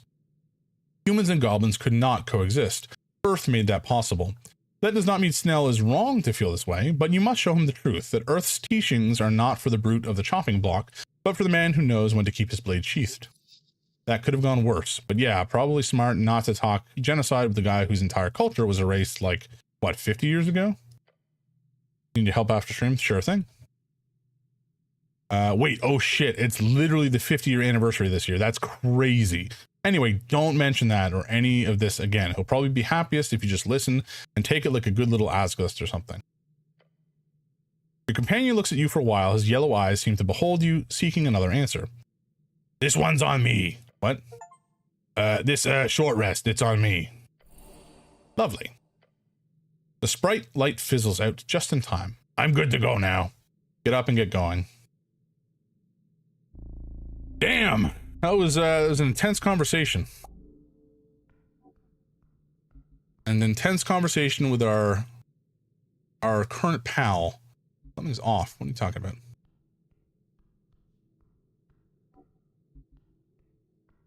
What is off, though?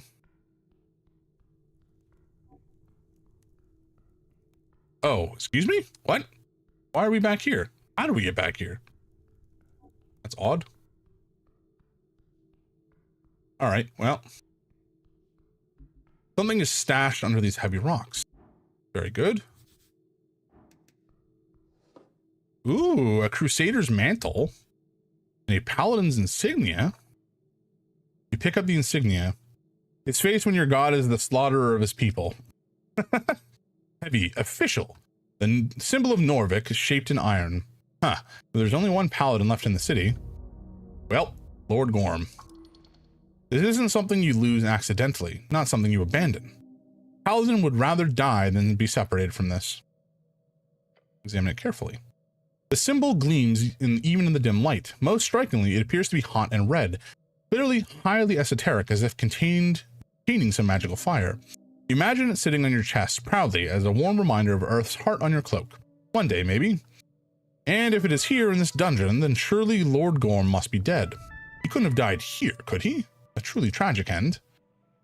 The missing paladin is missing no more. You mourn, you shiver. To think of such an awful end to a great man, horrible. This will be reported once you are done here. As for the insignia, it shall be returned to the palace. Yeah, eventually. May Earth guide him home. Ooh. Crusader's Mantle. What does that do? Third level spell. Okay, we can't even cast it yet. Holy power radiates from you in an aura, blah, blah, blah. Awakening boldness until the spell ends. The aura moves with you, centered on you and all allies. Add 1d12 to all ability checks. Hell yeah. Crazy good.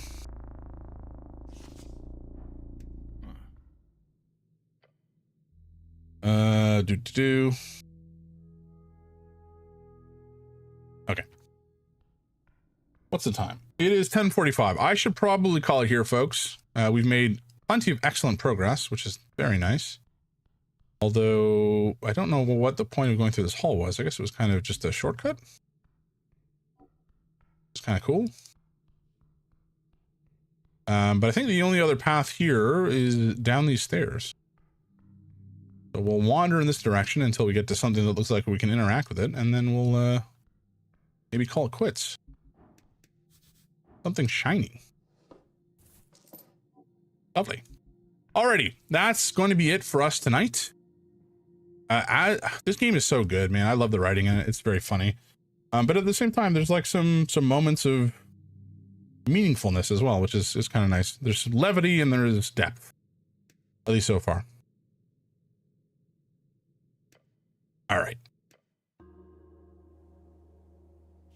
folks, thank you for joining me tonight. This was lovely. We're gonna start a new game on Thursday. I think we're gonna start playing Resident Evil Requiem. I've been putting it off for a little while, and I want to make sure that I get it played before I get spoiled for anything. So we're probably gonna start that on Thursday at 7:30 p.m., something like that. But anyway, thank you all for hanging out with me today. This has been lovely as always. Next episode of Oops All Genocide. Yeah, basically. Harugal, thanks for the stream. Not a problem, man. Thank you so much for hanging out and lurking. I appreciate you. One last time, I will put the Discord for anybody who wants to hang out. We'll be back on Thursday. Twitch. Stick around. We're gonna find somebody to raid, but otherwise, Kick and YouTube. You have a great night. I hope you enjoyed, and I'll see you next time. See ya, nerds.